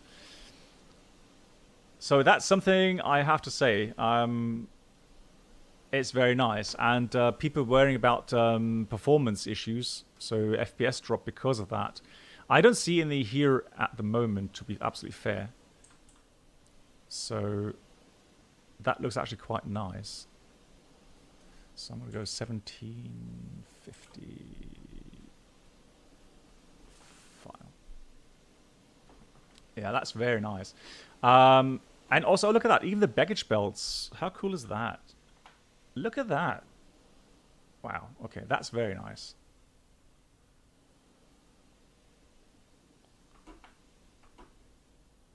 That is impressive. So that's the INI scene. So be aware, there's several, at least two different sceneries available for Ibiza. So this one is a newer one from INI scenes. There's your bag.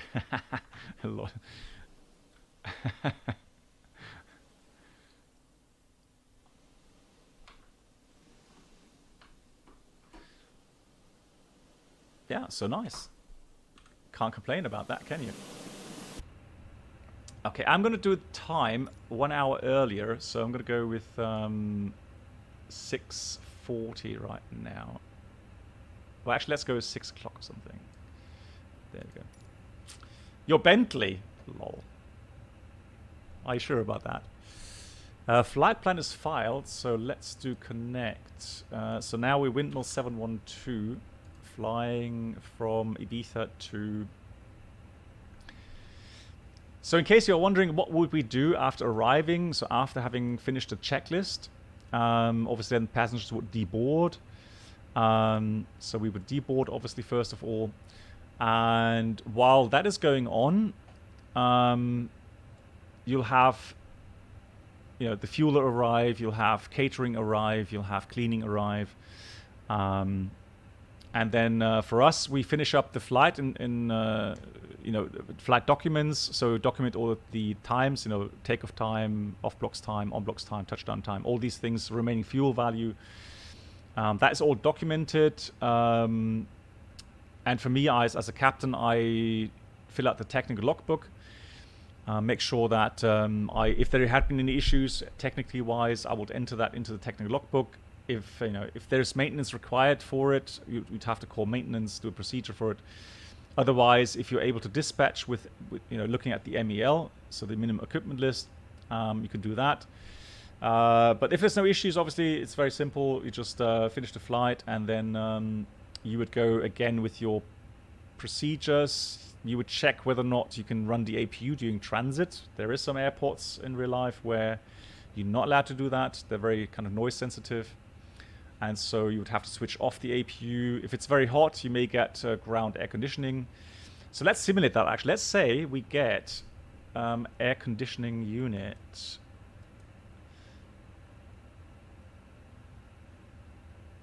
Oh, I'll tell you what we'll do. Let me do something here. So let's go to options. So let's go.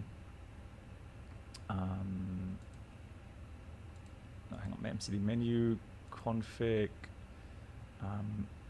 failures manual. Let's have a look for the APU. So let's say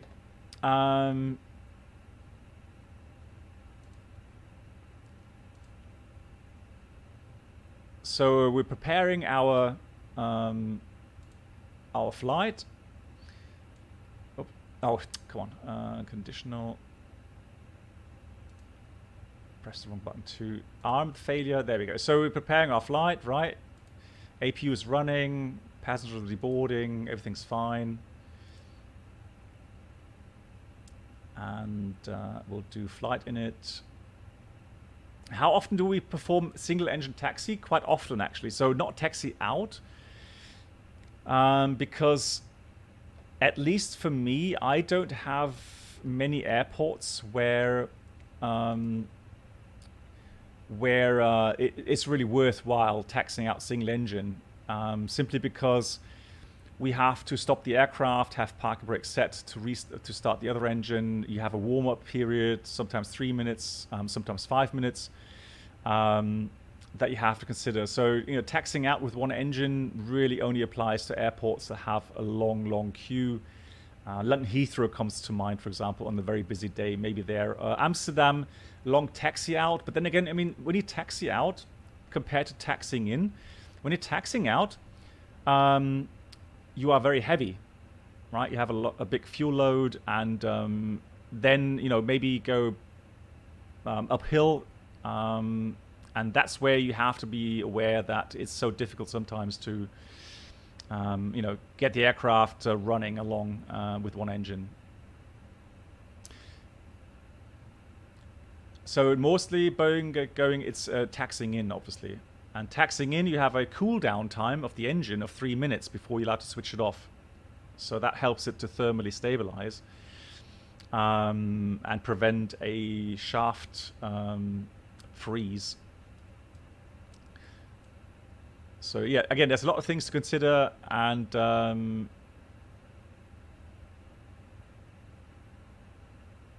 my flight.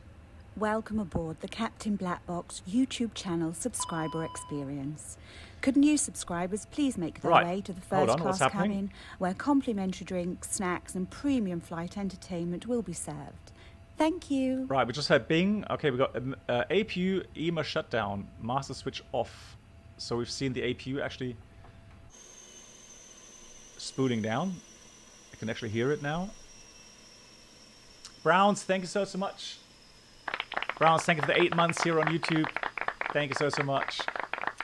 The settings for Microsoft. Yeah, they should be on my website.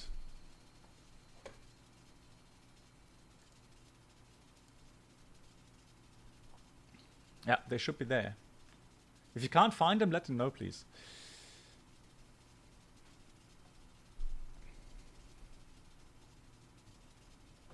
Cool. So right now, we still have electric power, so we're lucky enough that we have the external power running. So we do the procedure now. We check the buttons on the overt panel as well, so that seems to be confirmed. We've got a fault light in the master switch. A veil light is off. And we see from the system display that we have the amber crosses, so the APU has shut itself down. So let's do ECAM actions. So APU, EMA shutdown, master switch off. And that's it. That's all the action items. So we say clear APU, status. Normally we say stop ECAM to see if we could do a reset. So theoretically, right, when the APU has an issue, we could restart it once, but you have to be careful with it. So you have to think about, okay, so what's the issue right now on the ground? We have a menu here that allows us to go into the systems and get a readout on the issue. So I honestly, I would not simply restart the APU. I would actually check what's in the box here as a message. And the failure we did was the electronic control box. So it has a electronic failure. Yeah, bleed, you'll switch it off. I mean, at the moment the valve should be closed anyways. But yeah, we'll have the bleed switch off. Yeah, and so with the electronic control box having an issue, I wouldn't just simply restart the APU and I wouldn't try it. So I would call maintenance. So maintenance right now, we don't have maintenance here in Ibiza, unfortunately. So they would call back and say, well, there's no one here. And what we could do is dispatch the... although I know that I think the APU actually needs maintenance action. Let me just check that. They would ask, would you be able to fly back with the APU in-up? And then I would confer, or actually I would check with my first officer. And that'll depend then on, are we going to be flying over long stretches of water or high mountains, regarding engine failure, that sort of stuff. You carefully consider all of the options, the risk benefits, and then you would make a decision on that. So APU, power plant. So for non-ETOPS flights, it says, so we don't have an ETOP flight. We're flying over the Mediterranean Sea and there isn't ETOPS conducted there. So we'll use that one. And it says the APU may be inoperative provided ETOPS is not conducted. And then it has a operational procedure. And there is no maintenance procedure with that, actually. So all you need to do is do a cockpit procedure that says, during preliminary cockpit preparation, do not use the APU. APU master switch off. It is off. And no APU bleed air will be available for engine start or air conditioning. And there's no electric power available from the APU generator. So that's all logical, isn't it? Before pushback or engine start, for engine start without APU, refer to engine start with an air starter unit. We've got a checklist here as well for the community. And then after landing at the gate, in the absence of suitable ground support equipment at destination, an engine opposite to the refueling point will be needed to operate during refueling. So that's referring to if you don't get ground power, then electric ground power, you'd have to have one engine remaining to be on, and that opposite to obviously the refueling point. So that is actually possible, right? You could land at an airport that doesn't have electric ground power, and you would, let's say, you're refueling on this side, and then you leave the engine running on this side. How often does it happen in real life? I would say extremely rarely. I mean, that's kind of extreme case, and normally you wouldn't do that, but hey, it gives you the option. At least if you have no other option available, well, at least you can have that option. And then you have a procedure refueling with one engine running. So even there is a procedure for it in real life. But yeah, so we can fly. We'll do a technical logbook entry. I will report the issue with the APU, and then we would dispatch it according to the MEL, and there's a number for it, and so we will enter the MEL item. Another thing is that we would need to placard the APU switch. So there's a little sticker that we have available. It says INOP. and we would then simply switch that or put that over the master switch there. So we have INOP label there as a reminder that it's not operating. Freeman, okay, let me check. If not, we'll confer with Senchai regarding the settings.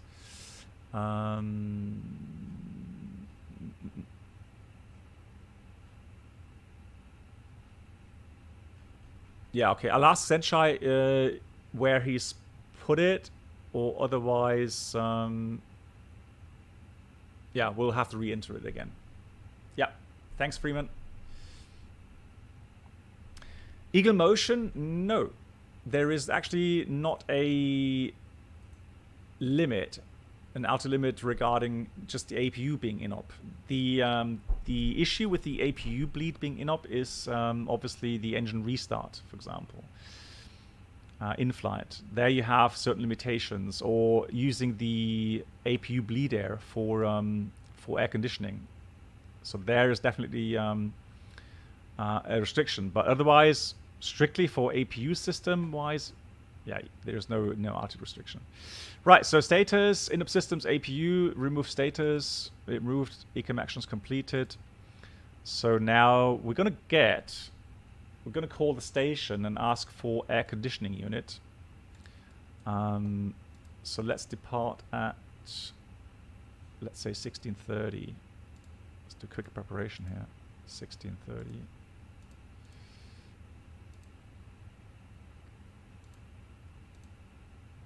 There we go. So ground services. Let's get the I mean,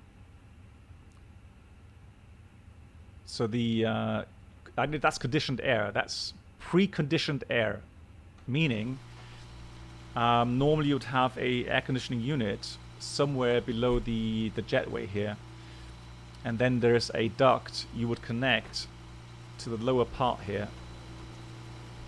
So you could put that in here. Or let me just check. Yeah, it doesn't have any labels on there, unfortunately. So one of these is the ground bleed air for engine start, and then there's a air conditioning connector just for the preconditioned air. It means that it's an external air conditioning unit that doesn't have that much pressure, so you can't use it for engine start, but you can use it to air condition the cabin. So that way, yeah, nice to 21 degrees. That's nice. The OEBs are engineering orders. So so the operational engineering bulletins, meaning if they're for the Airbus, that is. So if there's an issue that arises, and that happens sometimes, where you've got so many, A320s flying around the world, and maybe you have a new software update, or you have even a new system like the Neo engine, then there may be an issue somewhere which Airbus hasn't anticipated. And so then what happens is that you would need a procedure for the pilots so that they know what to do in case the ECAM message or the failure appears. And for that, for example, there was one at the moment with the speed brakes, right? There's a couple of aircraft types where a aft CG of 35% or more can cause issues when in the approach and you're doing a go-around procedure and putting the thrust levers or the thrust to Takeoff power, there may be an excessive pitch-up moment. And also using the speed brakes at the same time. So, speed brakes being on, so it's a rare case, but speed brakes being deployed and you're going around, and the CG is at a certain aft limit or aft value, and then you slam it to the toga notch, and then you have thrust being applied, and the engines being below the wings, they cause a pitch-up moment as well. And the speed brakes, when they're deployed, they also cause a pitch-up moment. And so then the authority of the elevators may be limited, and so the aircraft may continuously pitch up. All right, so that's an issue that they found, and there is a OEB that helps the pilots For example, there it will say if the CG is above 35% and your airspeed is below 240 knots, then you are not allowed to use speed brakes, right? Yeah, and then there's a certain time, you know, after a certain time, the aircraft manufacturer will actually then bring out a software update or a hardware update or whatever, and then hopefully that will be fixed, right? So cost index is 30. I'm going to go through the preparations really quickly, guys, because we need to get going. And I did file flight level 360. So that's minus 53. Temperature right now is 29. And I think we'll do instant boarding. That way we can get the load sheet quickly. So mass and balance. Are these kind of not dangerous checks also a list of part of the check rides? Well, Andreas, if you're going to simulator, there are certain scenarios. I don't think it's kind of simple APU failure on the ground will be a simulator scenario, because that's fairly straightforward.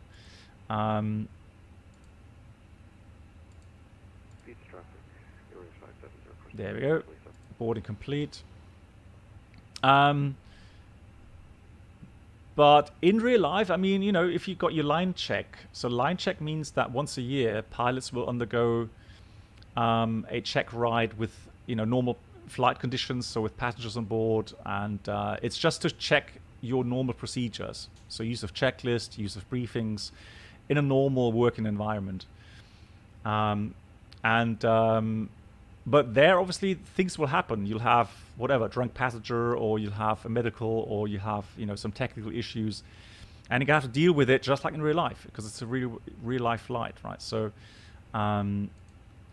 there you have whatever you need, you know, to go through the procedures, look at the MEL, you know, all of these things. So, of course, yeah, it'll be checked, and it'll be graded as well. So the final figures, 59.7, and we've got the CG at 31.2.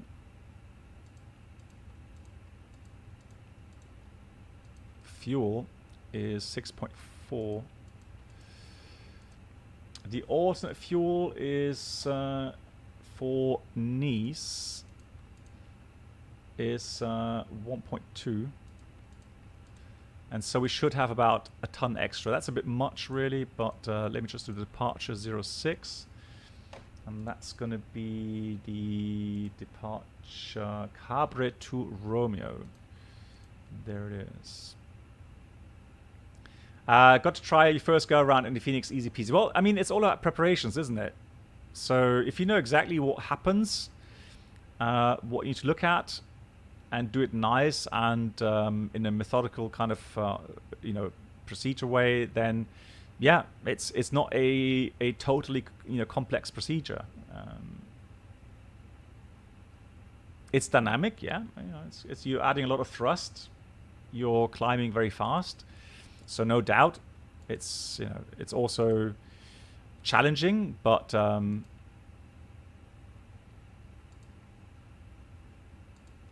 it's a normal procedure. I'm just checking the approach charts here real quickly because of the arrival route. No RNF debate. Niklas, what you mean? What, shall we do an RNF approach into Marseille? Well, we can do that.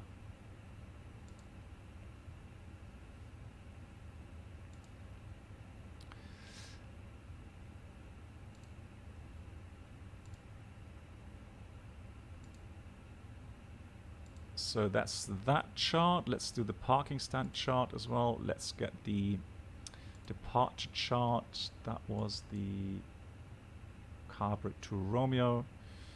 There it is. So the departure route takes us along the waypoints to a total altitude of Right, it doesn't say that here. 6,000 transition. 275 track. India Bravo 500, max to 50, 2.5 and above. Right, India Bravo to 520, 250 max. Lampa, Cabra, and so on, and to Menorca. Nice departure route. Charlie. So we'll go 6,000 as well as a first altitude.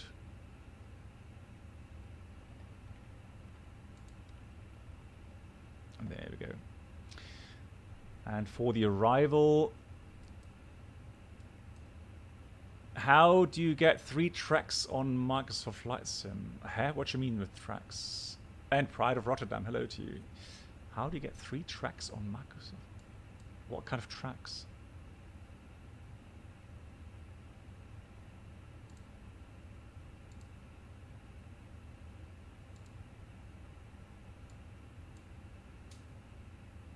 Plane racing tracks. I've not done plane racing for a long time. So for the arrival, so we've got a arrival routing called Saussure 1 Lima. That's this one here. So that takes us to Lipsu, and then via Lipsu we have a RNAV transition.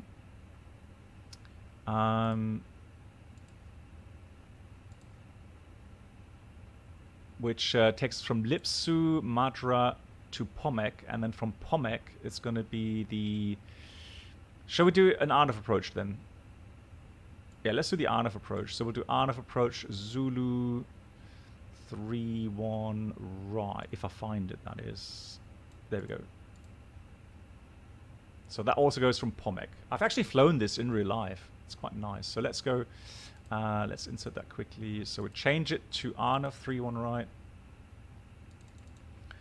So Zulu RNAV 31 right, and it's also 1 Lima, and then the approach via Lipsu.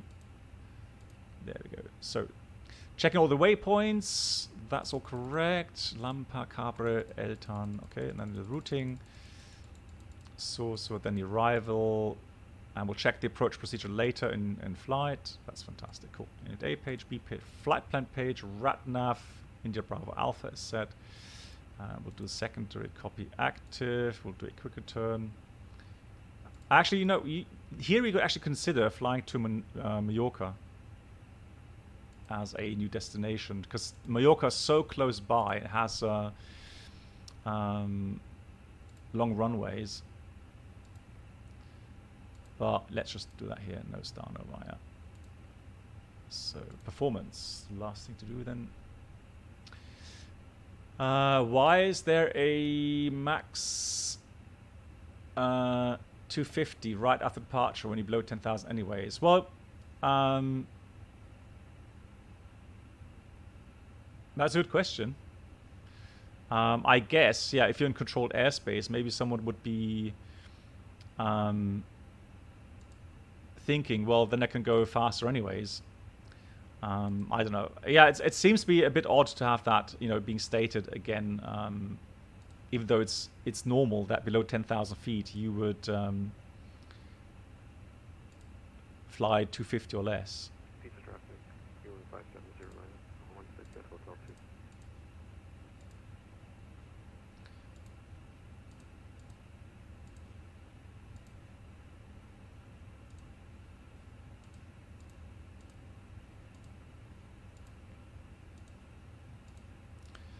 Right, that's that. We'll do... No, we have to do full length. So let's calculate that. Packs on. That looks good. So we've got flaps 1, down 0.2, and a flex 60. So 1, down 0.2, flex 60. And the speeds... Yeah, Schnürschuh, thank you so much. Thanks for supporting. Have a great week. 444446.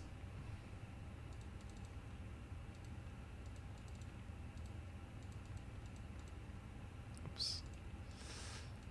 And we have procedure-wise here. Hang on.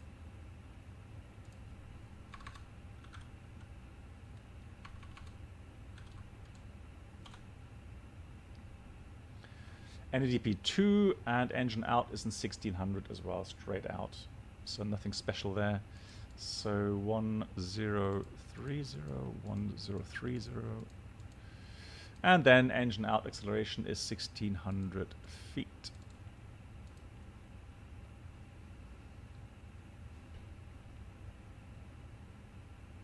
Oh yeah, exactly. So different countries, different country rules. Right, find load sheet, accept that. Let's enter those values, or check those values. So it's at 59.6 as final value. 59.6 with ACG of 31.2. That remains the same.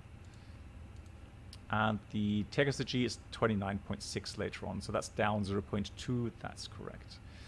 Wind data, let's update the wind. Cool. So, let's do a quick briefing. Departure is going to be the runway 06, the Cabra to Romeo departure, initial climb 6,000 feet.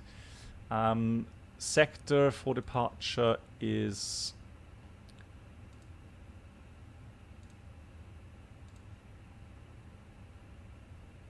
(2,800 feet all around), and the extra fuel, we have about 1 ton extra fuel for Marseille. Taxi out hotspots. Taxi out is fairly straightforward. We'll taxi Bravo Charlie Hotel 2 full length, and the engine out is just straight ahead, runway track 061 to 25 miles to hold. Engine acceleration is 1600 feet, and then we'll do climb to 3000, radar vectors ILS 06 for landing, long runway, and we are currently well, we're going to be slightly above max landing weight, so we have to do overweight landing list in that case of return. Right, non-standard operations. Well, we have APU in-up, so we'll do a engine start with ground or external bleed air. We'll go through the checklist together, and then we'll start the engine number 2. Then we push back. Once parking brake set, we'll do a cross-split engine start to get the other engine started. Right, threats. Well, here we would have birds, probably at the seaside. But apart from that, I don't see many threats right now. Good. Cockpit preparation checklist. We've got the gear pins covers removed. Fuel quantity is 6,330 kilograms balanced. Seat belts are on. ADRs. So they've been running for a while. Normally during transit we may consider realigning them, but those values are fine. Barrel ref QNH 1009 is set. That's the cockpit preparation checklist completed. Before start checklist, parking brake is set. We have the takeoff speeds thrust. So we have V1 144, VR 144, V2 146, and the flex is 60. Windows closed, and the beacon is on. That's the before start checklist completed. In case you are wondering, where do we get these infos regarding our checklists? Let me just show you. Hold on.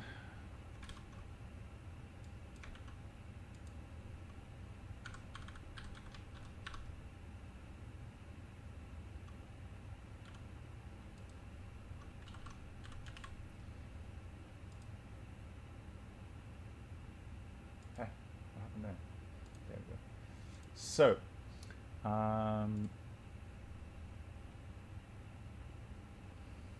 on. What's happening here?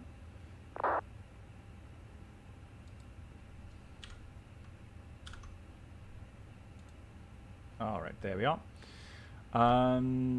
So if you go to my website under documents, oh, the pop doesn't work here. Okay, let's do that differently. Hold on.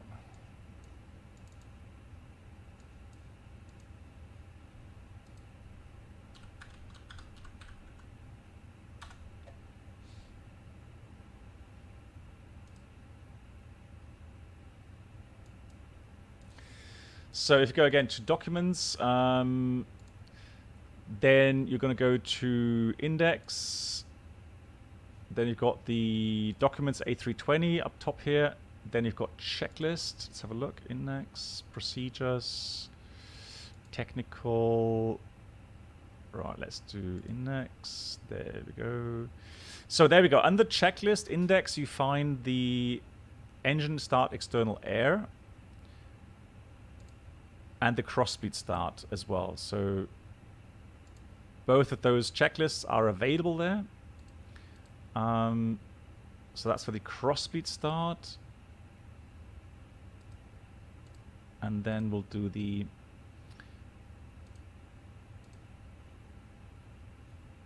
checklist there. So that's what I'm going to run through now while we'll prepare the aircraft for engine start with external air. So before connection of external pneumatic air, packs 1 and 2 off. Why is that? Well, the external air from the external high pressure cart or lorry is actually maybe contaminated with oil fumes, so you make sure that you don't get those into the cabin. Hey Pale Ale, how are you doing? So you switch off the pack system, prevents the pack contamination, and then before start, APU off is off, engine bleeds 1 and 2 off. Right, so you're getting the bleed air from the external side. And then cross bleed open. That switched to open. That then opens up the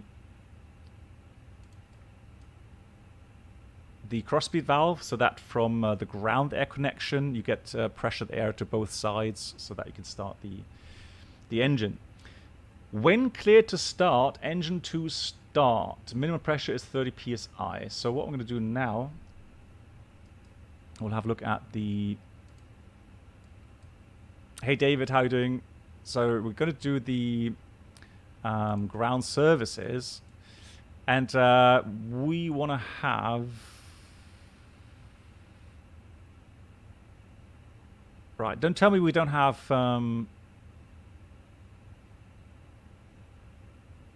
Get rid of that first. Chocks off. Is it in the MCD? Don't we have ground air? I'm sure we do, don't we? Maintenance, ground service.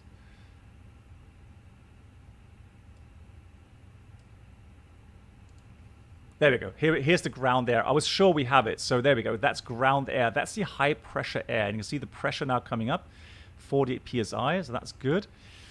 So we should have the correct pressure value to start the right engine. So everything's set. Let's do 2000 here. So there we go.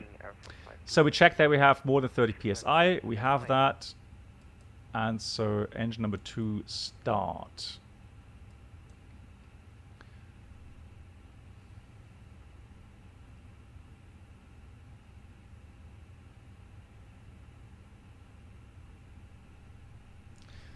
Fuel pumps, you're right.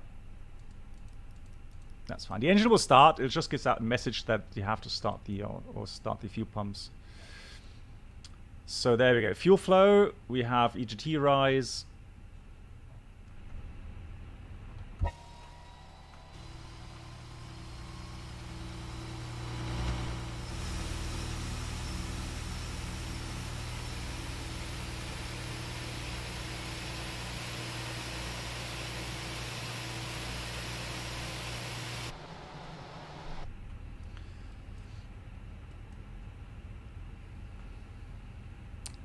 So just wait for the engine to be stabilized and the avail light coming on here, or the avail indication coming on.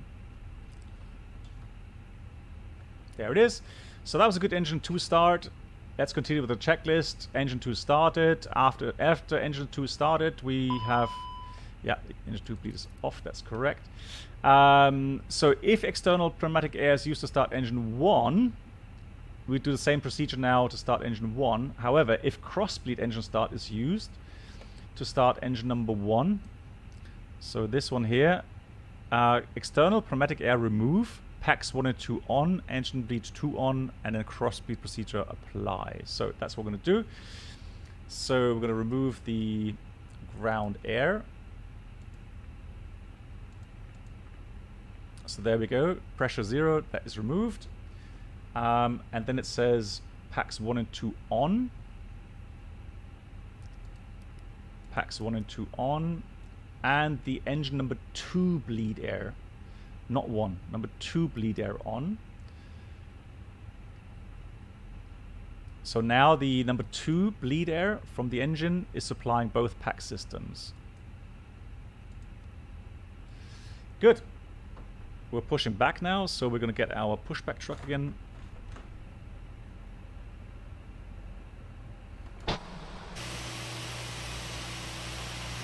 Oh, and the ground conditioning ground power unit goes away as well. Oh, don't tell me. Okay. So the problem is that we can't connect the tug. If one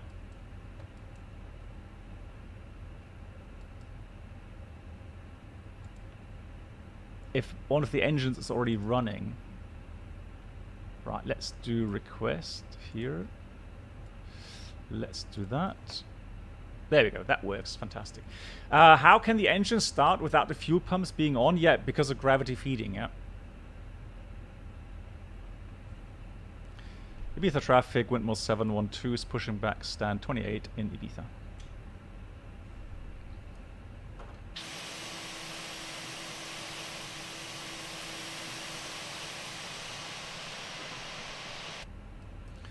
So we'll do left.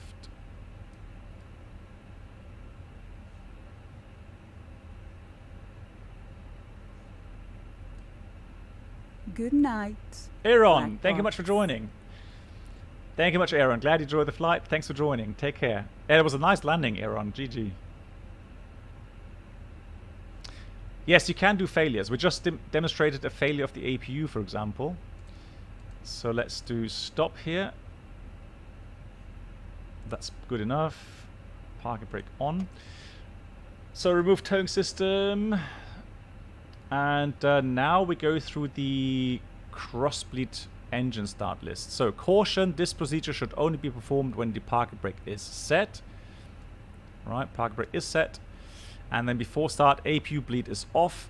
Engine bleed, running engine, check on. So that's the number 2 engine.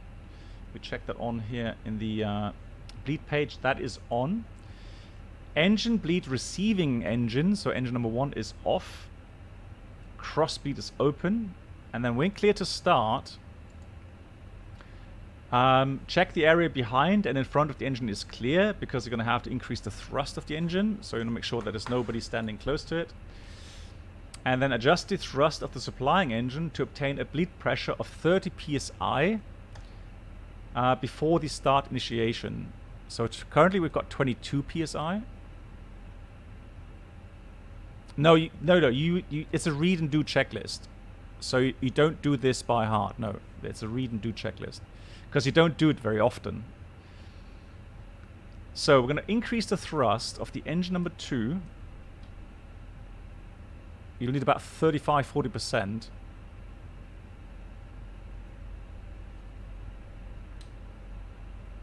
There we go. Now we've got 30 psi on both sides.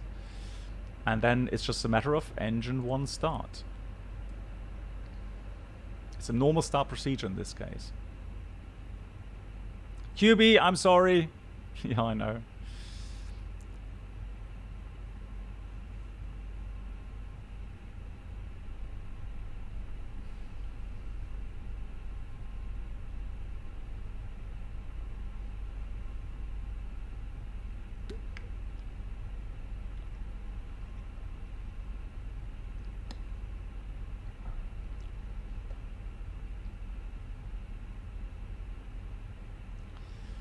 Right, good light up, EGT rise, fuel flow, everything's normal. Start valve closed. Hear the generator kicking in. Then the checklist says after engine is available, thrust lever supplying engine idle. That goes idle. And once I have the avail light here, I go cross bleed auto.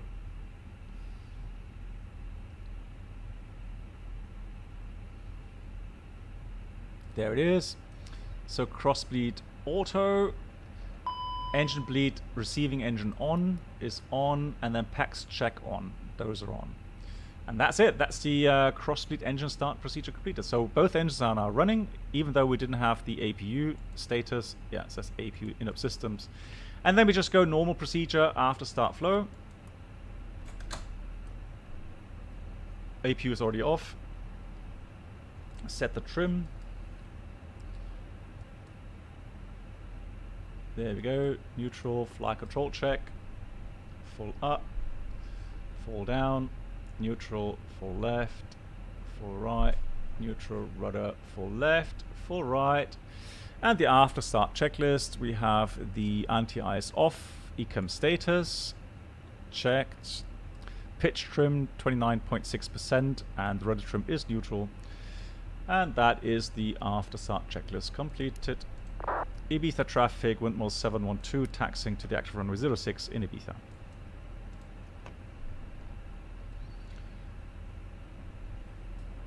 Clear left side, clear right side. Oh, hello. Who was that?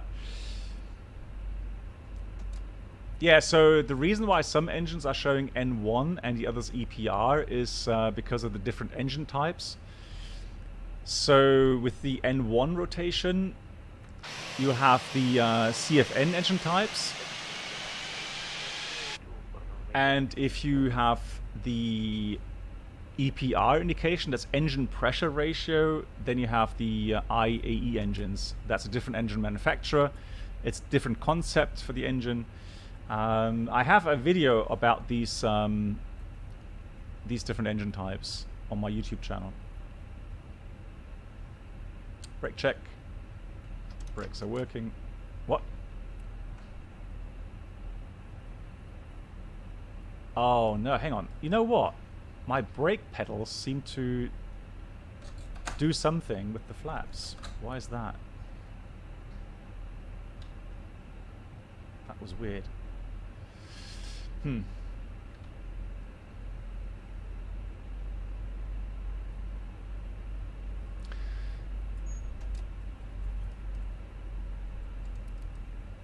Radar goes on.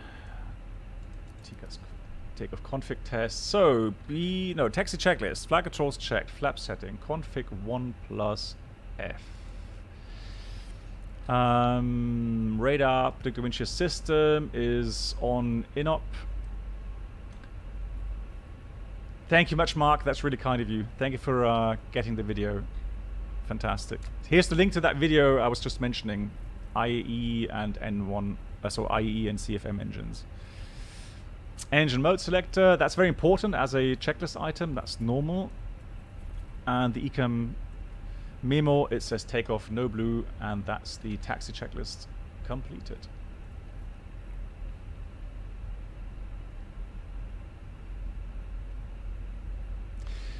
Yeah, regarding failures, obviously, again, it depends on your personal preference. I mean, I know we done, I think I did a poll some time ago, and we asked our community how many of you are actually using failures in the A320.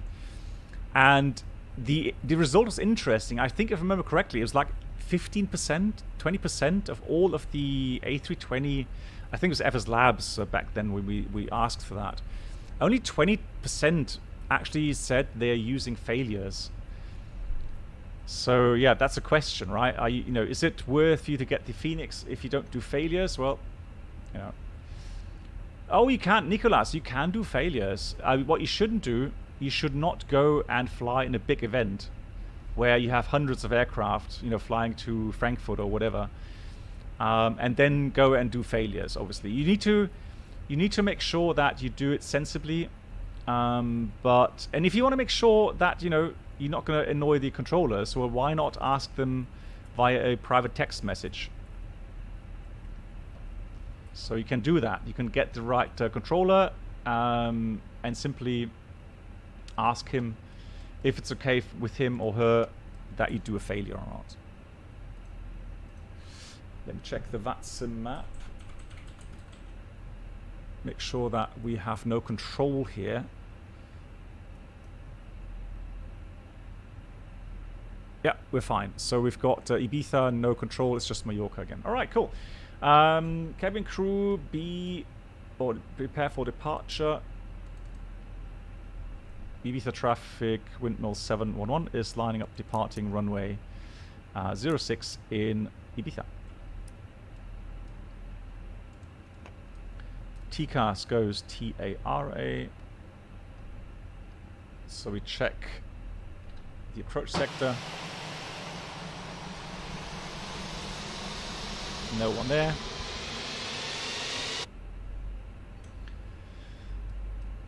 Strobes are on, all the lights are on. Lineup checklist, takeoff runway is 06 full length, TCAS, TARA, and the packs are on. That's the lineup checklist completed. We're good to go. Let's do a rolling takeoff here. Chrono start. Let's go. Takeoff. Manflex 60. SOS runway auto thrust is blue. Thrust set.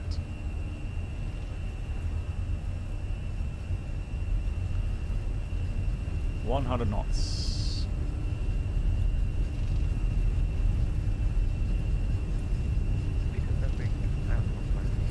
E1 rotate.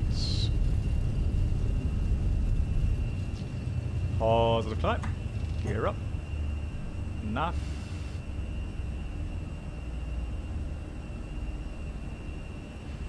So about 500 feet. We'll turn right. There we are. Slight track correction there. Away from the town.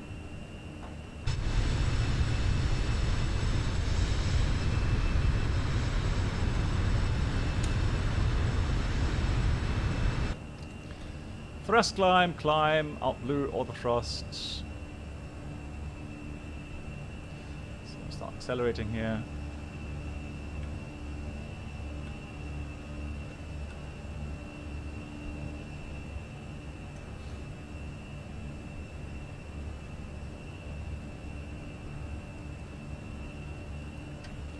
Autopilot 1. Outside view here, oh beautiful. Do you use NVIDIA filters? No, I don't. No. That's all out of the box.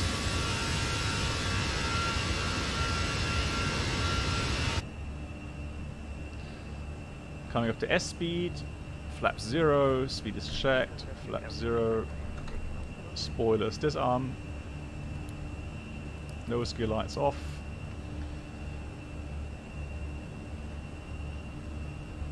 So we've got the gear up, we've got the flap 0, lights off, and the spoilers disarmed.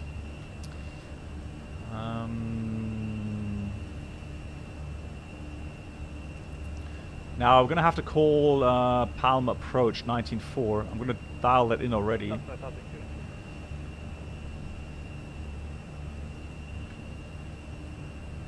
There's Palma already. Absolutely gorgeous, love it. Questions. You've recently seen a video in which they performed a VLS check. Okay. Yeah. Flying pole. I'll talk about that in a second. Here's Alt Star.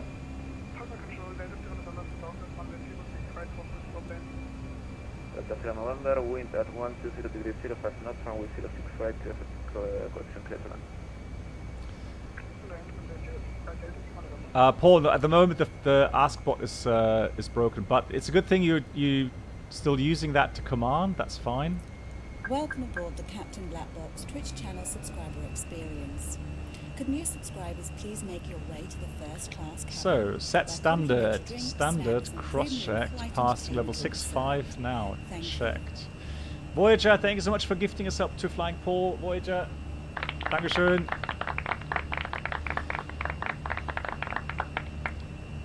So, VLS check. Flying Paul, are you still here on landing? Flight time is about 55 minutes from now. Or landing is in 55 minutes from now. So, can you ask me again specifically then with the VLS check? Because then I can demonstrate to you why that's being done. Thank you. Okay, that's cool. 24 Charlie Romeo, turn left heading 150 degrees. Sender buds. Any way to stop the jetways from glitching where it is attached to the aircraft, but actually anywhere near the plane? Not that I know of. Oh yes, I know. Yoda. Let's see. I'm just wondering. No, I need to load the file in my campaign, don't I?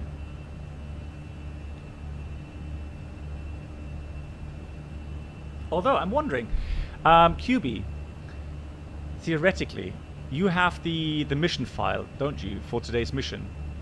If you give that to Yoda can upload that to the server, and then I can activate simply the mission, and then after the mission I can load the result, can't I?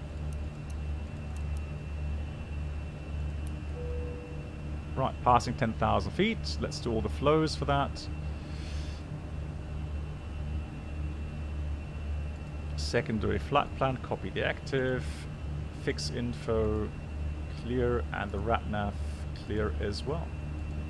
That's all done.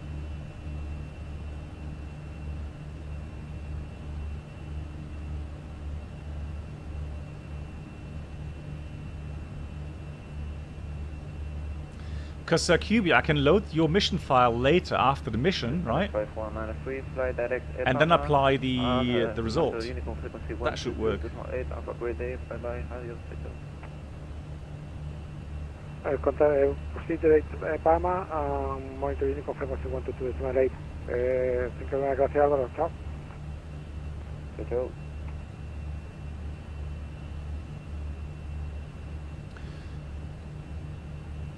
Yeah, so I don't use any filters. I know that there's NVIDIA.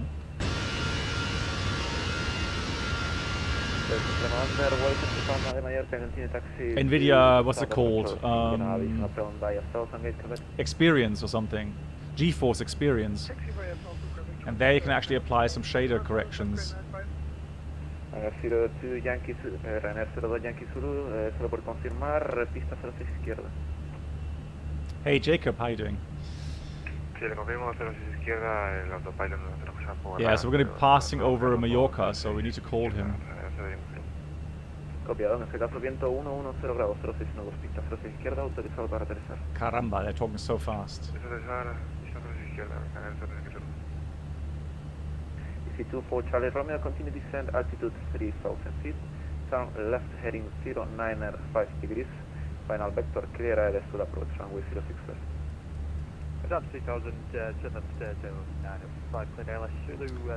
Jacob, you're doing well. That's good to hear. Fantastic.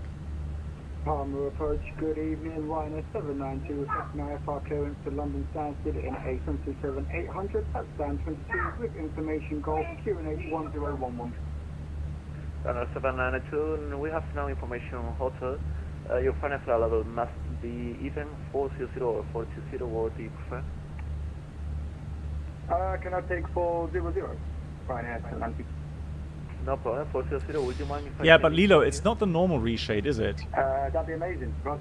So it's not the the reshade normal website. Final flight level now it's 400, you are clear to London Stansted via Dallas 3 Bravo departure at runway 065, initial climb 6,000 feet and squawk 6250. For one-way Citwa on the Gallet 3 Bravo, departure, initial altitude 6,000, squawk 6250. Ryanair 792, repeat correct, I'm sorry, we are closing some monitor Unicorn 122. Oh, okay, that's alright. He's closing up, so that's fine. Over to Unicorn from there. Thank you very much, have a great evening. Delta November, welcome to Palma Mallorca. November. We are closing, I love that. Bye-bye. Bye-bye. Right, so that we don't have to call him anymore. He's shutting down. That's fine.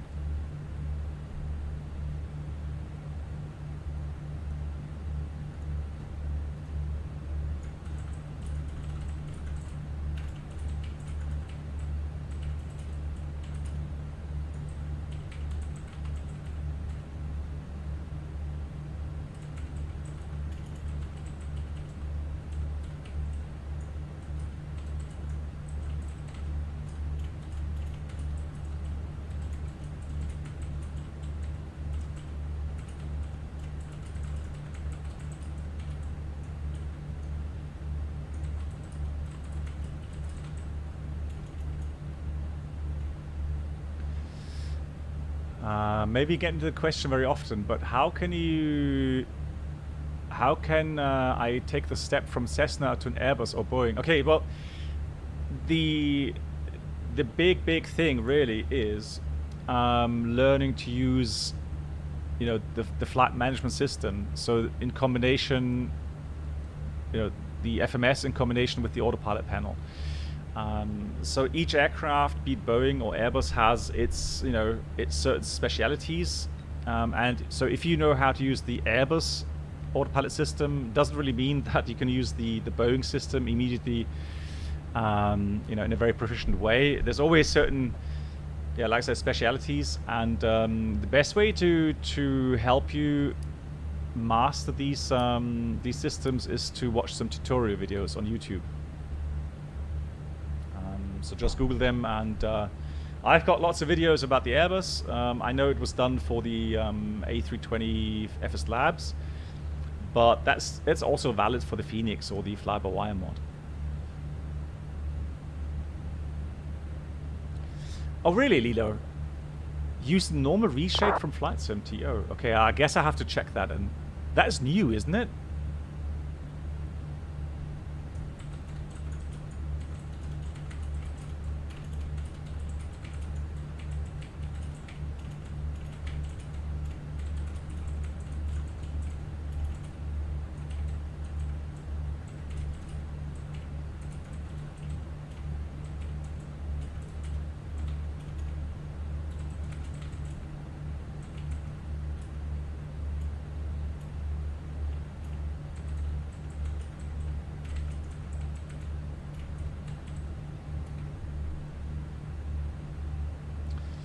Right, Mallorca, beautiful.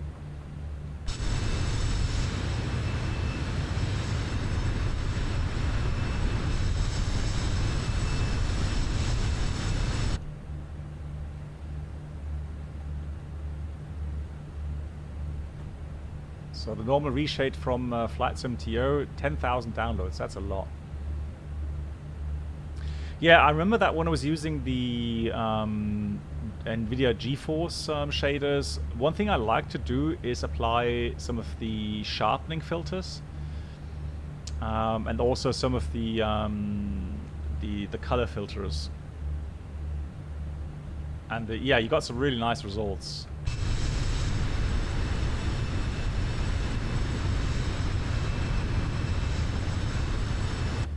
Right, so somebody was commenting on the, sorry for the late reply there,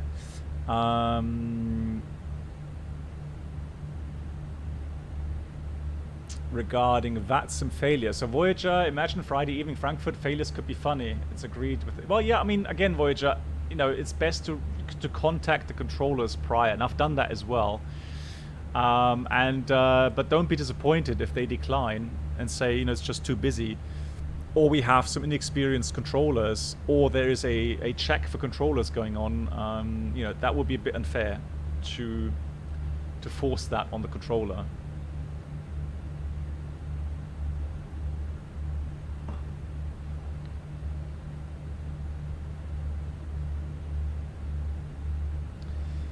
Let's have a look at the weather. So my flight. Let's have a look at the arrival airport. So 170 at 4, that's good. So we can do the 3-1 right approach. I'll go a bit more extensive through the briefing this time. I know the approach in Ibiza was a bit hectic.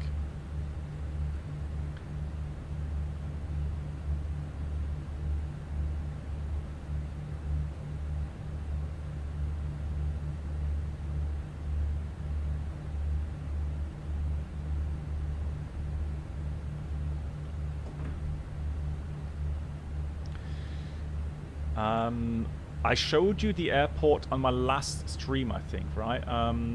The airport add-on is really nice in Marseille. So Marseille has one of those, or is one of those airports that offers an ideal kind of, you know, combination of beautiful scenery, interesting weather situations, and of course interesting approach types, or challenging approach types. So it's a perfect match, you know, for one of those airports that are really worth getting.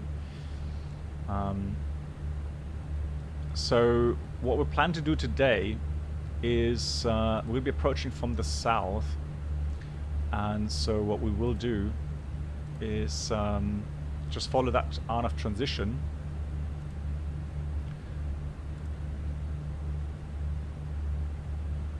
But the interesting part is, again, once we're at Lipsu and then we do the RNAV transition, and you'll see the, you know, Marseille city to the right during the approach. There's some altitudes you have to consider regarding the approach procedure, and we're going to fly the RMP approach. And the cool thing is that the final descent is really steep. So you have a hillside here that obviously poses some risk regarding obstacles. And so in order to get the aircraft down towards the runway, you're going to have to fly a 4-degree profile. And that is challenging. So, hey, Emily, good evening. Yeah, well, I mean, we just departed. If you depart out of Mallorca, maybe you'll be able to do follow-up.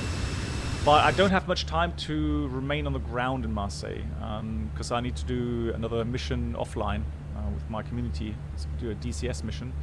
And I can't stream it today because I'm going to use my VR headset, so sorry about that, but yeah. Have you been to Lanzarote in real life? I've been to Tenerife South, but not Lanzarote, I think. Although, let me check my flight book. So Lanzarote, what's the ICAO?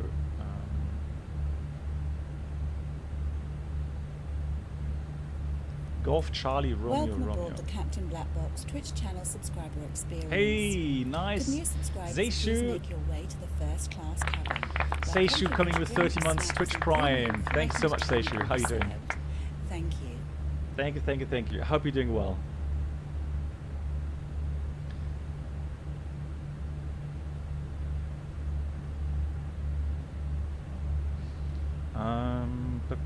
My flight log says no. So apparently I've not been to Lanzarote yet in real life. No. Thank you, Emian. I'm planning to stream on Wednesday next. So, yeah, Wednesday should be... Actually, no, hang on, sorry, disregard. Hold on, disregard. No, Thursday, sorry. Yeah, I've got to work Wednesday, Thursday, my bad. Thursday, 15th, I'm planning the next stream. The SU-10 winds are a lot more dynamic. Nice, yeah. Also, Lilo, you posted a picture where you had, I think, multiple cloud layers. That looked really nice. Hey, Collimator, how you doing? Yes, I do. No, so Collimator in the HP2 reverb at the moment in DCS, I find it quite crisp.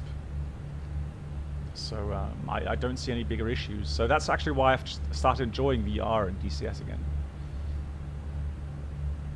Yes, so David, what we do as a procedure, once the flaps are retracted, we are disarming the spoilers and switching off the turn-off lights and nose gear lights. That's what we do after takeoff.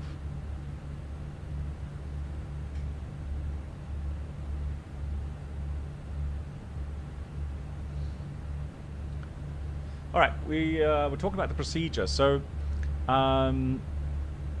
what is really nice is that sometimes, well, actually you have arrival procedures with restrictions, and you can fly that completely managed here in the Airbus, which is really nice. So it'll maintain all the restrictions. It'll calculate a nice path. Very, very impressive is, for example, when you come from the north and you fly Doliv, Venta, then to Ibili, El Rif, and then the turn towards the final. That's a really nice approach as well, very scenic. I've shown the little island here, it has a little harbor in there, it's very scenic. And here in Microsoft Flight Sim, it looks really, really good. It looks so real-like. So we got 1,000 feet to go, let me just pull on that, vertical speed. Oh yeah, so Collimator, actually at the moment I'm using my glasses. I'm wearing my glasses, normal glasses, and then put the headset above it. But I know there's some prescription glasses attachments for the reverb, and I'm thinking about getting some. Yeah.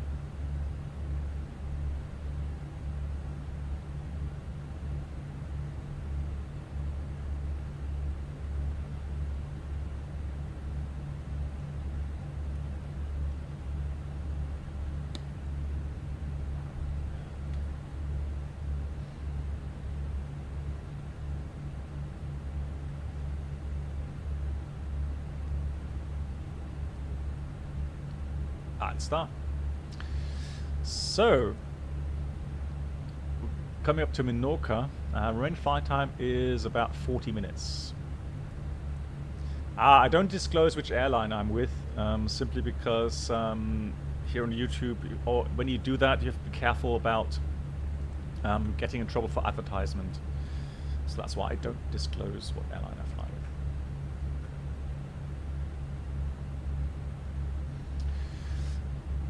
Beautiful Menorca down here. Look at that. There's the airport. One thing they should fix is the gust frequency. Yeah, also, I mean, wind gusts, they can be violent, but normally wind gusts are a little bit dampened. So you know, when you compare what's here in the simulator, it's instant, right? So the speed changes are way too excessive. So in real life, it's a lot more dampened, and that would be great if that would be implemented at some time.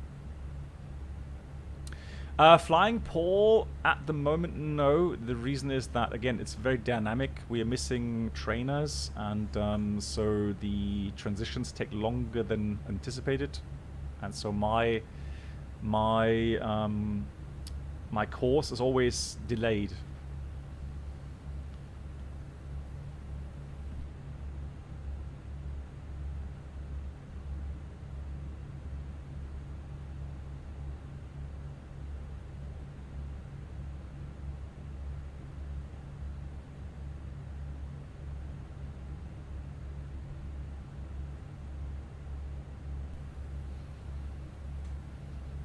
What's your favorite airport to fly into? I don't have a single airport that I love flying into. There's lots of interesting airports.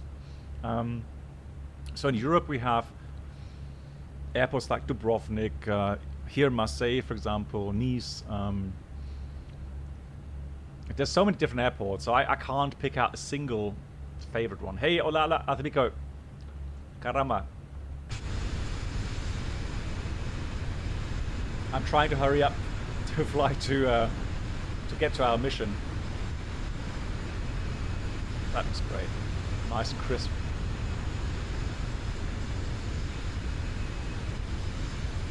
I've not tried, well, I have tried the reverb with Microsoft Flight Sim.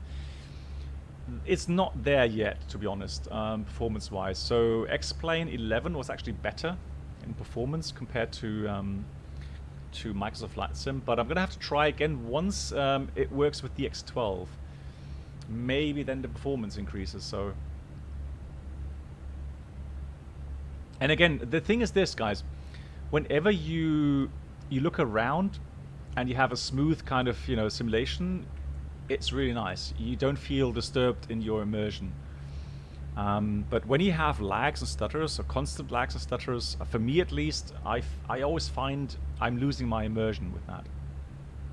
Because it doesn't feel realistic, right?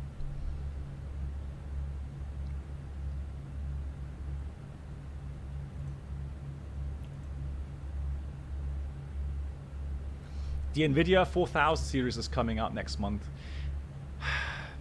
Yeah, do you know the prices? Have they said anything about prices? Because I can imagine that again. Oh, look at that haze. That's so nice. I can imagine that they're going to be so, expensive again. And if you buy a PC, a good PC with good, chipset for, let's say, 2,000 euros, and then you have to pay another 2,000 euros just for the graphics card, I don't know. It's just a bit too much.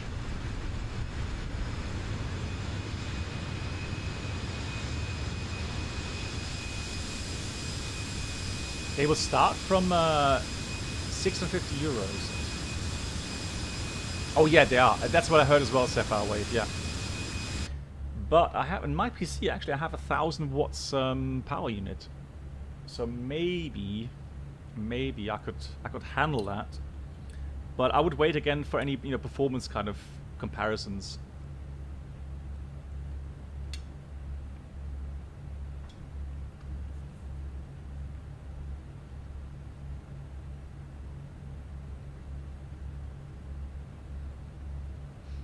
Andreas, to be absolutely honest, as long as the performance in VR here in Microsoft Flight Sim isn't really that good, I would not really go with a VR headset. DCS is a completely different matter. DCS, they've gone right from the start. They've gone from actually implementing the VR environment in a really cool and good way. So, as far as I can tell, in DCS, it's nice. It's nice and smooth. It's sharp, so you can actually use it.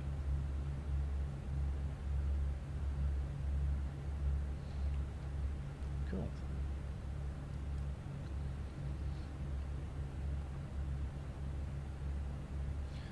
Yeah, I wonder. So Cassiopeia, I mean, was it 1390? Doesn't that have like how many gigabytes? 20 of VRAM? And the question is, how much do you actually use of that?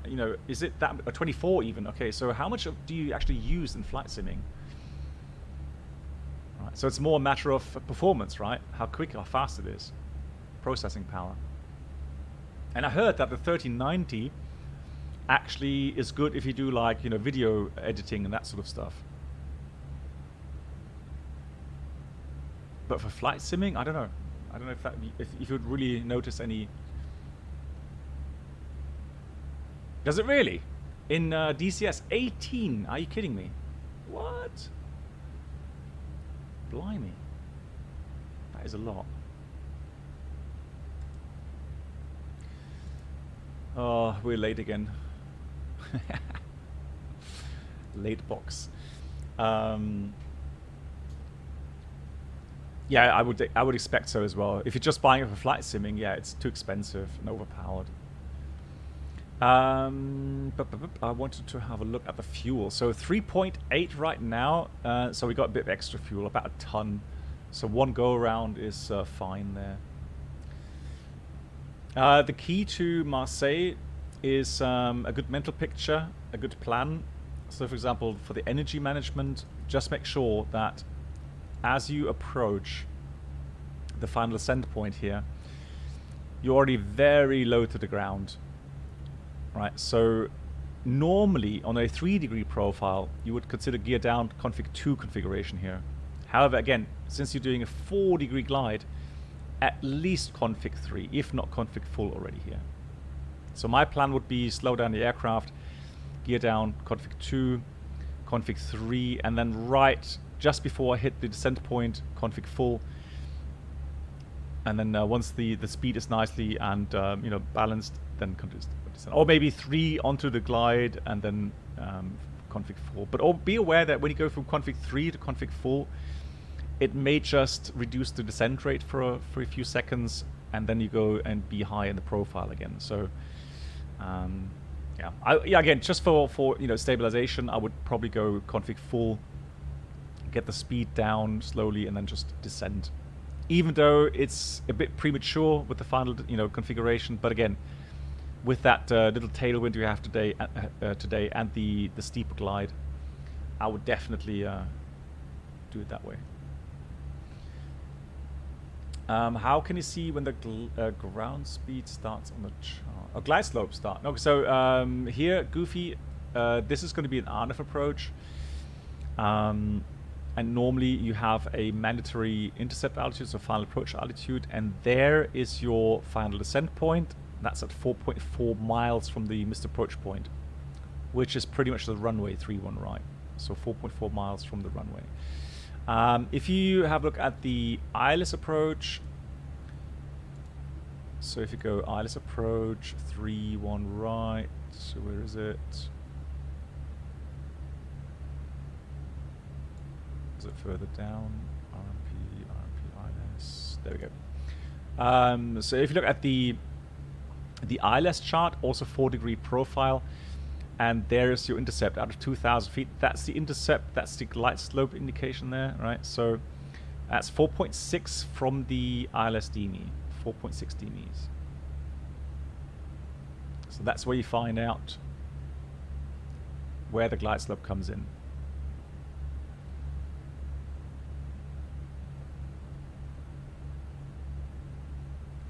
Yeah, pleasure. Right. A little bit of salad, and then we're good to go. Descent point in about 40 miles.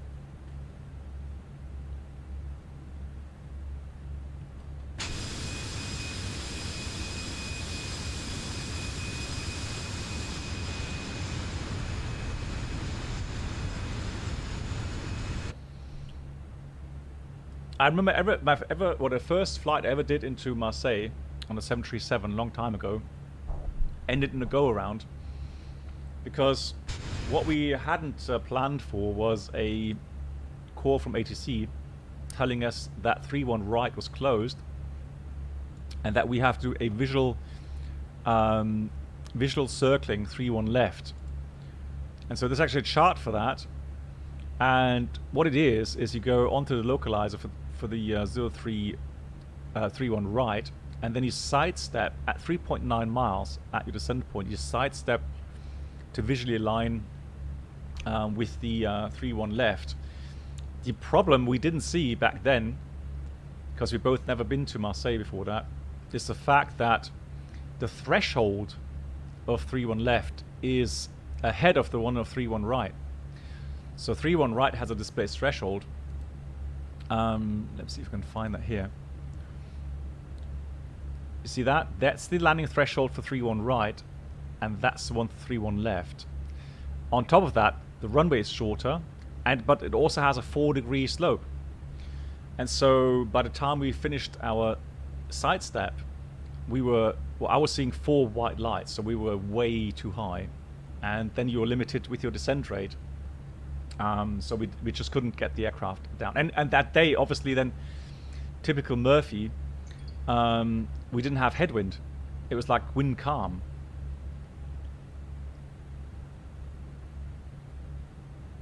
No flying pole. The descent, yes, the initial descent point, but from then on, it's a visual procedure. So you look at your PAPI lights, and then from the PAPI lights, you judge your altitude. But if you have 4 white lights, that's a problem. You don't know how much too high you are. You only know you're way too high, but you don't know, am I 100 feet, 200 feet, 300 feet, 400 feet high, just high. Hey, Medes. And we never saw even a single red light by the time, we descended with max descent rates. Yeah, 3, so if you have 3 white and 1 red, you know that you are within, a certain cone where you can correct.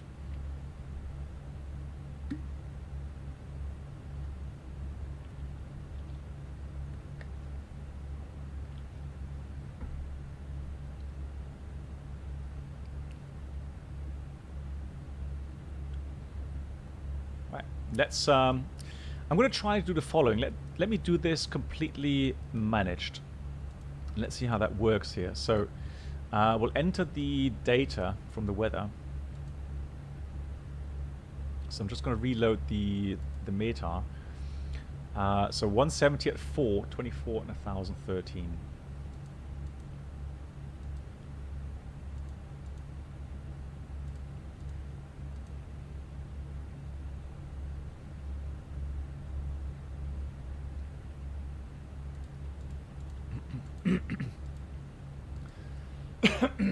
So, for the minimums, RNF approach.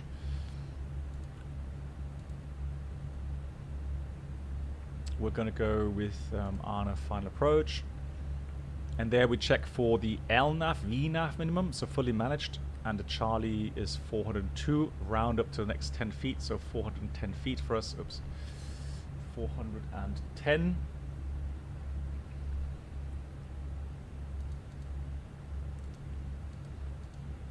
And of course, a config full, right? Today with no headwind or even a little bit tailwind, you just can't go with config 3. That doesn't work. If you have 35, 40 knots headwind, and you worry about turbulence and so on, well, you may consider config 3. I know pilots that would actually prefer config 3 in this case. I'm not sure what I would do in this case. I guess it depends on the reported turbulence. Right, let's go 80 first of all. So we've got descent out blue, 80. Okay, so VLS check, guys. So what's VLS? VLS is the lowest selectable speed. So VLS, lowest selectable speed. The value derived from for the VLS depends on the flight phase, and it gives you a certain amount of buffer to the stalling speed. Now, the Airbus doesn't really have a stalling speed or traditional stalling speed because the flight control computers make sure that you don't stall the aircraft. That's why they have what's called a VS1G, so the stall speed for 1G. And so from there, they start adding some buffers to the stall speed or the VS1G speed. And then you get the VLS limit.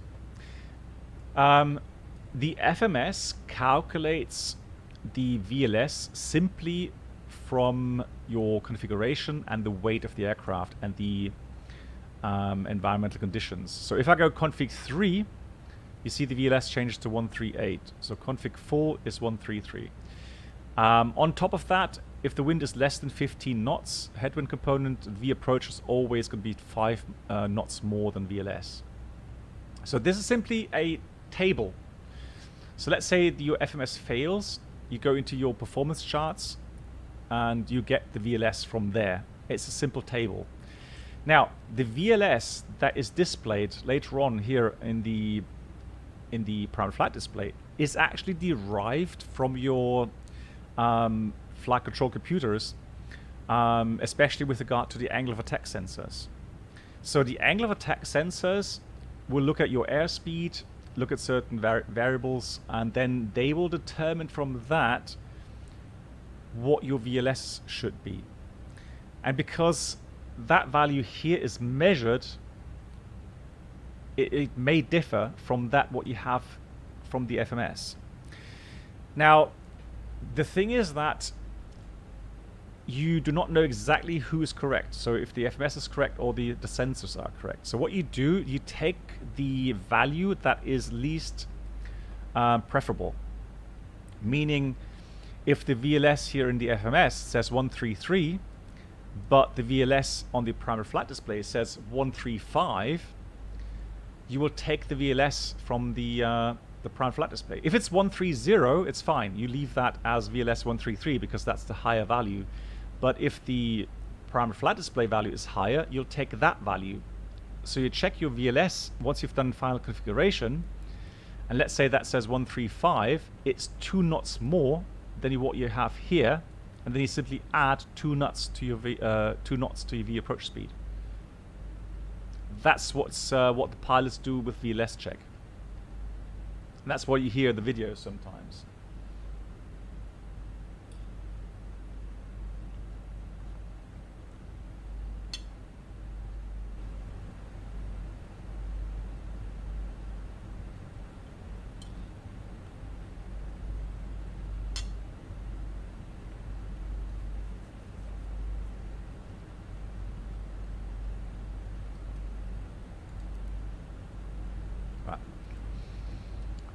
We'll do the calculations for landing. I know autobrake low from my own experience flying to Marseille many times. It's perfect. So landing weight right now is going to be about 63.5 tons. 63.5. Come on.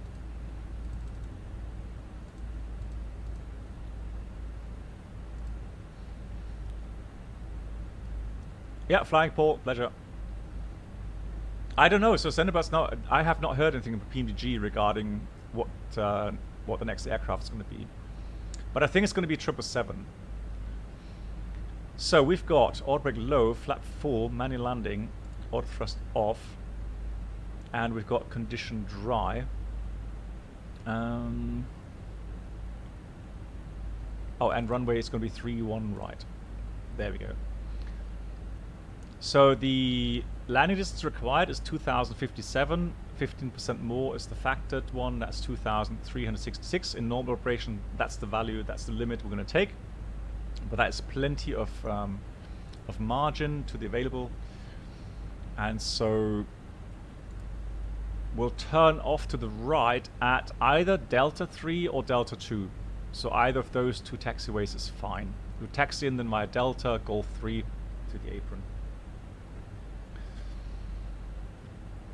RATNAV, we do an RNAV approach, so really we don't need to set any conventional VURs, but just for backup we'll do Mike Romeo Mike here. Alright, since we are doing a non-precision approach, again, make sure you put the landing threshold in here. 3-1 right. Hey, thank you, Journal Approach. Thanks for watching. Yeah, have a good flight then. All the best. Thanks for watching. Currently we're 88 miles, so I would say 25,000 feet is fine. Here comes 26,000 feet. That's good. All fine. We'll check the restrictions on the arrival route. So we've got Sosur 190 below. Correct. Agaki 150 below. Correct. And then we'll start the approach. So let me go to plan mode. We'll do flight plan. Then we go to Lipsu, then Madra. Lipsu, there's no restriction there. And then we got Madra at 4,000 above, or at 4,000 and max speed 200 knots. Correct. Then we've got Pomek at 3,000 and 185 knots maximum. 3,000, max 185. Correct. RMP Zulu. You see that? RMP Zulu requires you to have 3,000 feet at 185. If you're doing the ILS approach, max 200 knots at 3,000 feet. Good. From there, we've got the final approach. Pomek 3,000, 185, and then we go and descend to 2,000. Again, mandatory for the final descent. And as we mentioned, we'll have final configuration by the time we go straight down for the final descent. Oh, really? Have you, Andreas? Okay. QB, yeah, somebody was already mentioning that. Me too. Yeah. So there's people already saying FENIX feels a bit like abandonware because they don't update very much lately. But I'm pretty sure there is some work being done in the background, and maybe they wait for the SU10 to be released, so that they kind of don't have to do 2 updates in a short matter of time. But we'll see. Browns, if you are a professional pilot, yeah, it needs to update. If you are hobbies, would you even notice without YouTube telling you the issues? Probably not. No, Browns. Probably not, no. Again, it's all a matter of how much in depth you want your simulation to be, and all is good. So again, the important thing is that you guys, since you are spending money on flight sims, the important thing is that you are enjoying it, and nobody has the right to say you have to be using failures or you have to be using this or that. You just use the way you want to use the flight sim and enjoy it. That's the important thing. The only thing I'm doing, for example, is I'm giving people the option to learn a bit more in depth about these systems or the procedures, And, you know, if they want to use that. If not, also fine, perfectly good. Yeah, so Anthony, for me personally, I am still really annoyed about a couple of things, especially when it comes to engine performance, descent performance or drag simulation, pitch authority. That's really annoying for me as well. But the problem is, it's underlying issues with Microsoft Flight Sim. And so the add-on makers have the option to maybe tweak something outside of Microsoft Flight Sim and then have it implemented in Microsoft Flight Sim. But those connections are fairly restricted. And so that's why, you know, the add-on makers are having issues right now.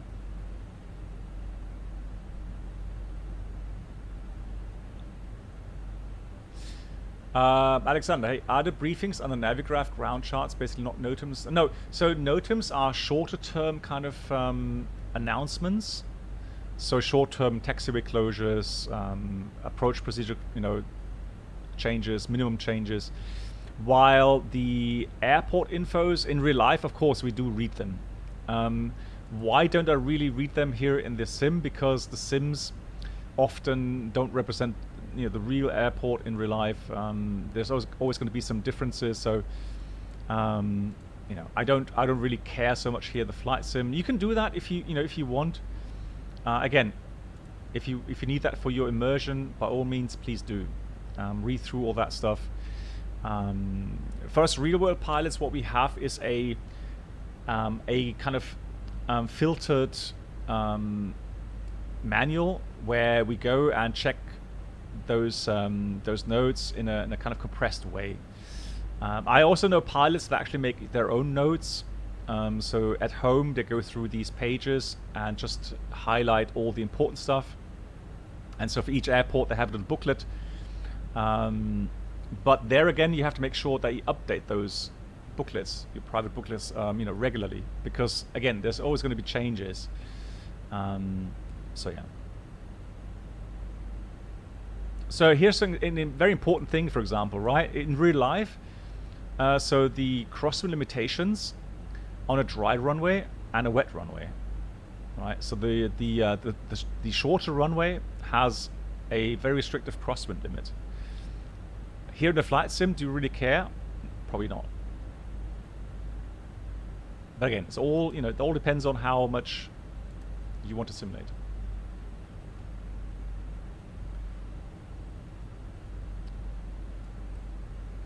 So we're good on here. 190 below, 150 below. All good. Looking very nice. Remaining flight time is about 15 minutes, so seatbelt signs on for landing.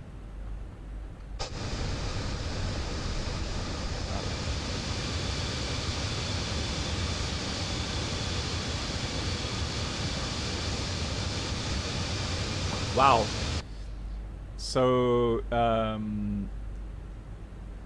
don't know how to pronounce that. Chimerius or Chimeria.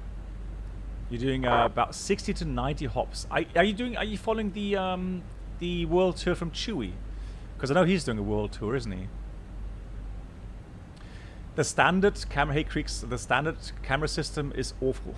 Sorry, I wish we had something like Chase Plane or something, you know, external app we could use and then configure. Because I find that so annoying trying to go outside. And then you have your pre-made camera systems, but I don't even know how to get into the wing views. So I kind of lost these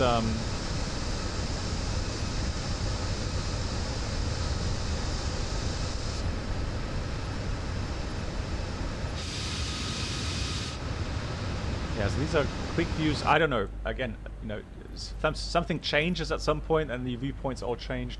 It's annoying, yeah, absolutely. Hey MacPatty, I would like to enjoy Microsoft Flight Sim as well as you, but I am one of those how I have this memory message issue where the memory could not be read or written every flight. Okay.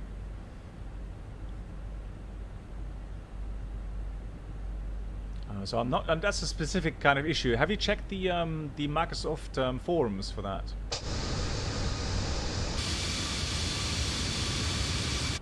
Indeed, it doesn't work. Yeah. Yeah, absolutely, Sim Caesar. I fully agree on that. Yeah.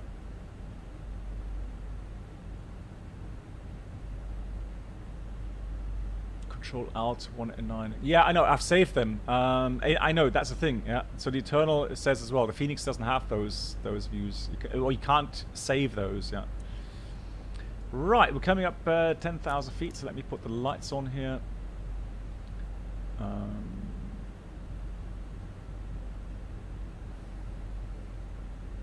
You can do a flyby? What? How would you fly by here?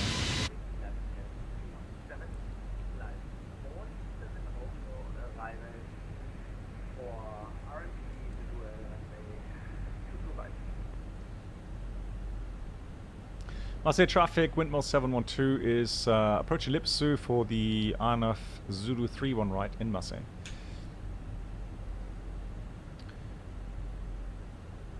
Hey, thank Creeks. Yeah, thanks. Right, look at that. So, again, city is here. There's a little harbour area there, little island, and then we fly the approach. Absolutely gorgeous. Sunset times. Cool, so let's continue. We need to descend here down to, let's do 3,000. Again, managed to descend out blue. At the moment, flight level 30. Transition level will be... let's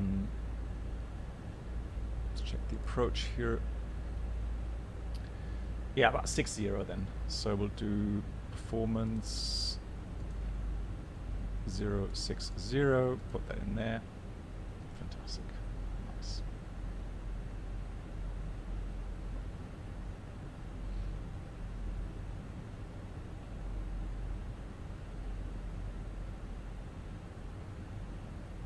Well, hang on, but regarding the views, if I'm in the outside view, I can't save that. There is no button to save that. So you always have to switch first to the external view. Right. So I have saved my internal views. So the cockpit views I have saved. So for each of these buttons, so let me show you that here. So each of these buttons up on top row there, it will change the viewpoint. I have that, but the external views, that's the one I have issues with. Yeah, Crix, I'm doing well. Thanks for asking.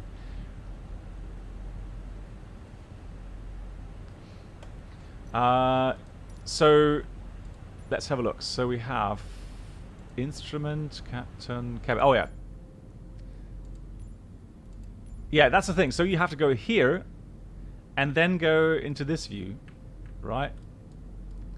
So can you save this one?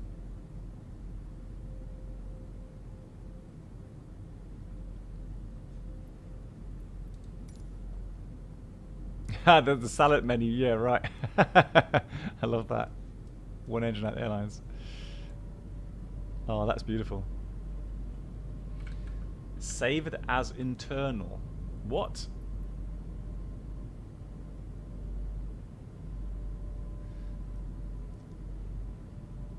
Right control numpad key. Okay. Yeah, I may do that. I may do that at some point.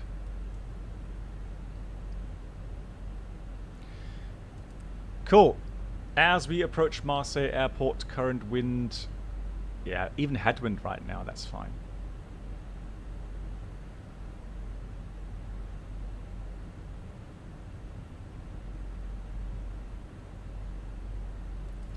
Yeah, if I do that, let me just do that again. But the thing is, every time I have to change it, it doesn't save this view, I'm sure. So let me try. Oh, I don't know what that even is.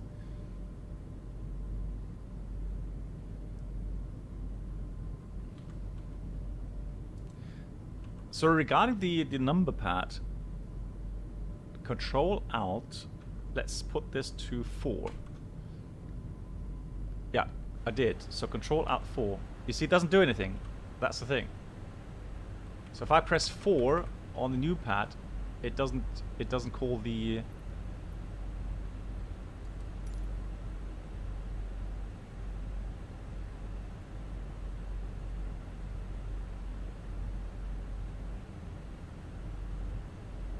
Alt 4. Right, quickly. I need to concentrate on the approach, guys. So let's do 1013.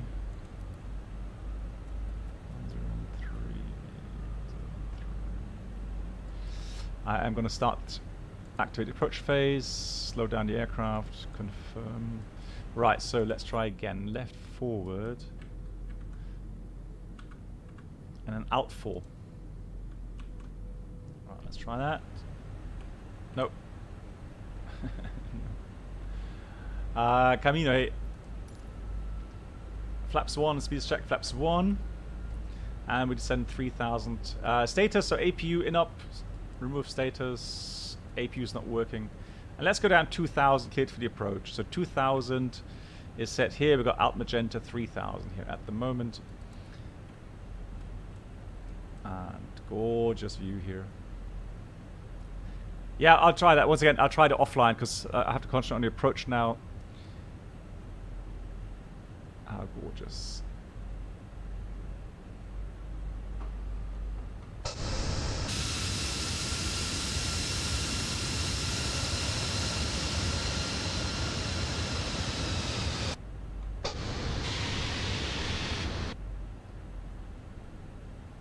Right, so important thing is that we reach 2,000 feet here. So we got 185 knots speed limit there. So flaps 2, speed is check flaps 2. Let's add some drag to the aircraft. Careful not overspeed the flap limit. So 3,185. Speed is coming back very nicely. And then we've got a final fix 2,000. And again, we're going to drop the gear on the way to the final approach fix.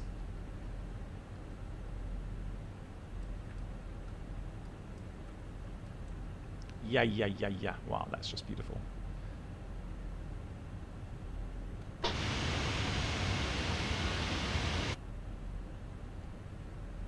And there's the little island there, sun is setting. That's a bit too slow here. Let me just put the speed to 150 or 155 initially. Right, so Alt Magenta. That'll go down now to 2000. Alt Blue, descend. Here comes the gear.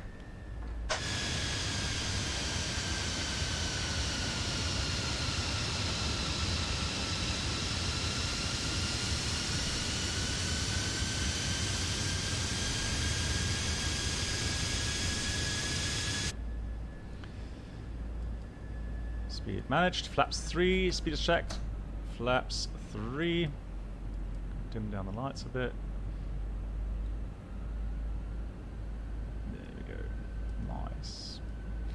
And that now you can see the runway system, 3-1 right there, 3-1 left, and that's the hillside that's causing the issue regarding your final descent.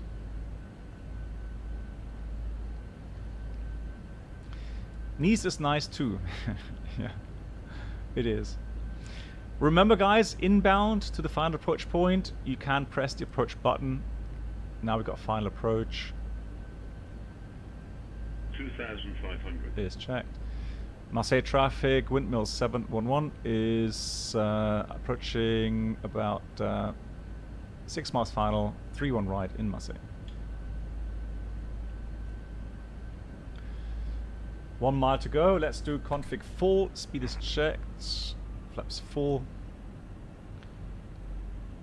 And then we just monitor the descent. So we got some crossing altitudes, 4 miles 1810, 3 miles 1380.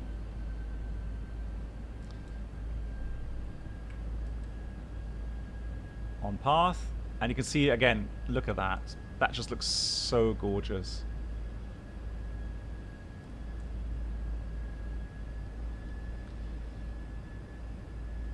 So now we're going to start a descend, and for the missed approach, we'll dial in 4,000 feet. Missed approach altitude is set. So we have a bit of tailwind, not much though. Spoilers arm. Landing checklist. EKMEMO landing no blue. All the lights on. 1,000. 1,000 is checked.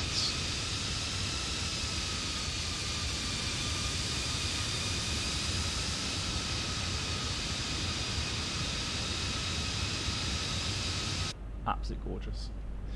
So now we have the issue that we're coming down at a very high vertical speed, and the runway doesn't show slope here. But obviously the risk is that you are going to perform a hard landing. 1,000 is checked. Auto thrust off. Manual flight. At least you have a good excuse. If you slam it, it's a challenging approach, steep slope.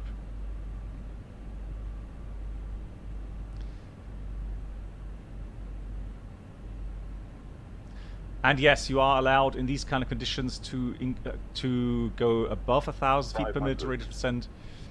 But still, you shouldn't go excessive. So anything above 1,200 feet per minute, yeah, you got to be careful with. So on path, look at that, beautifully continue, beautifully showing that deviation there. 2 red, 2 white.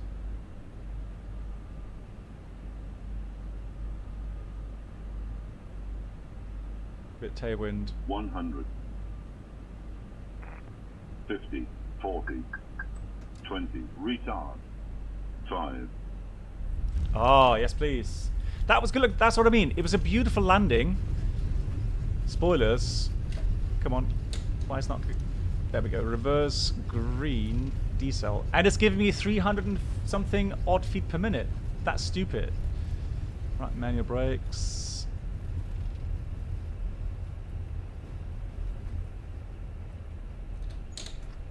Take this taxiway.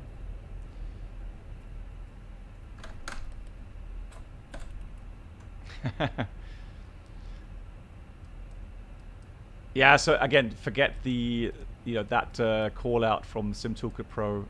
It's just delayed. It's just too laggy on the vertical speed indicator there. Marseille traffic, windmill 712, runway is clear in Marseille. Hot brakes, yeah, probably. Right, after landing checklist, radar, predictor wind shear system is off. After landing checklist complete. Thank you much. Yeah, so the RNF approach procedure is very comfortable to use. You just have to make sure that you have the right configuration for the landing. You're doing proper energy management, then you're fine.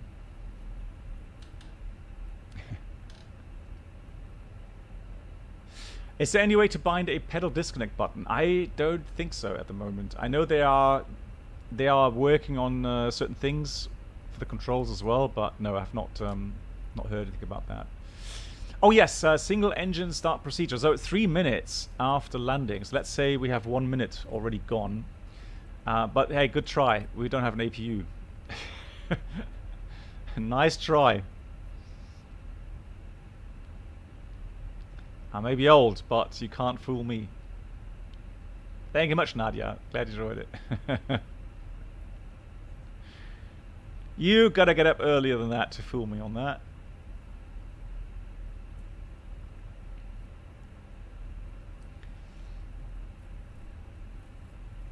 Yeah, so we contacted the station prior to our arrival and told them that we have an inoperative APU, that we need ground power while the engines are running, and we will also tell them that for engine start we need ground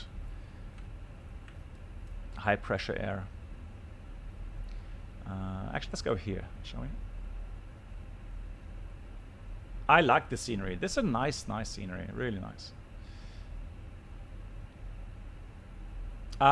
Which yoke we're using? Looked like you had a Bravo for throttle. Okay, so yeah, brakes hot is checked. So I'm using the Bravo throttle quadrant with some different hardware add-ons, and that is from a company called FlightSim Factory.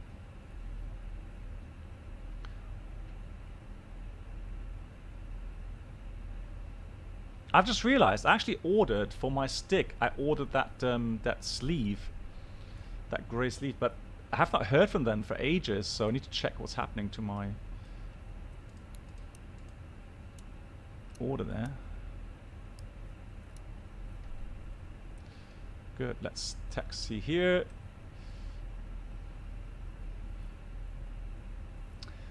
Strobes on. The yoke, which the stick. Okay, that is the Warthog base, and on top of that is from FS Project.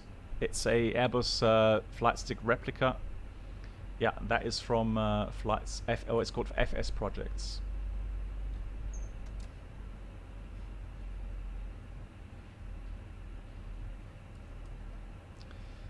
Right, so let's get the ground power on. That's not working automatically here, so let's go here.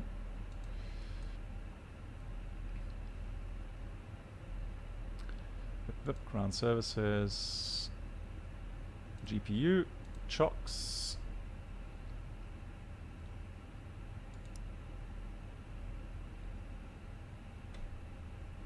Lol, come on, give me GPU. There we go.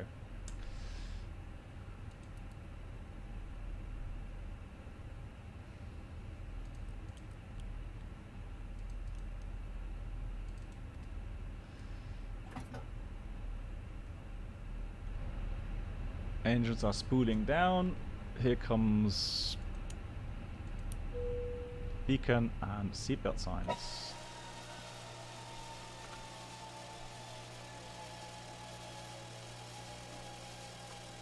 Lovely. Good night.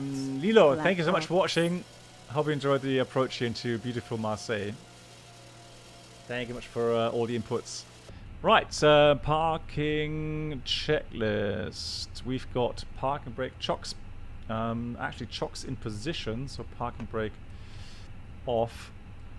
Engines off. Wing lights off. And the fuel pumps, always forget because that's an FO item. Fuel pumps off. Park checklist completed. Right, so, guys, I am going to hop offline now and go and join the VCS mission. My friend's already waiting. So thank you so much for watching, interacting, and supporting. That means a lot to me. Thank you so much. The next stream is on... It's not Wednesday, no, it's Thursday. I don't know why you put the wrong title on there. So it's Thursday, sorry, Thursday 15th. 15th, Thursday, not Wednesday. Test. Need to change that. Thank you so much as always, guys. Runa, thank you much. Andreas, thank you. Kriegshay, Voyager, mach's gut. Sim Caesar also to you, all the best. And a big shout out again to Sim Caesar, guys. If you don't know Sim Caesar yet, please make sure to check out his channel. Amef, thank you so much. Glad you enjoyed it. Oh, absolutely. I love everyone here that is, you know, watching and learning some stuff, interacting. Fantastic. Okay, guys. Good night to everyone. Take care. Stay safe. And always, my dear moderators, thank you so much. I love you guys. Take care.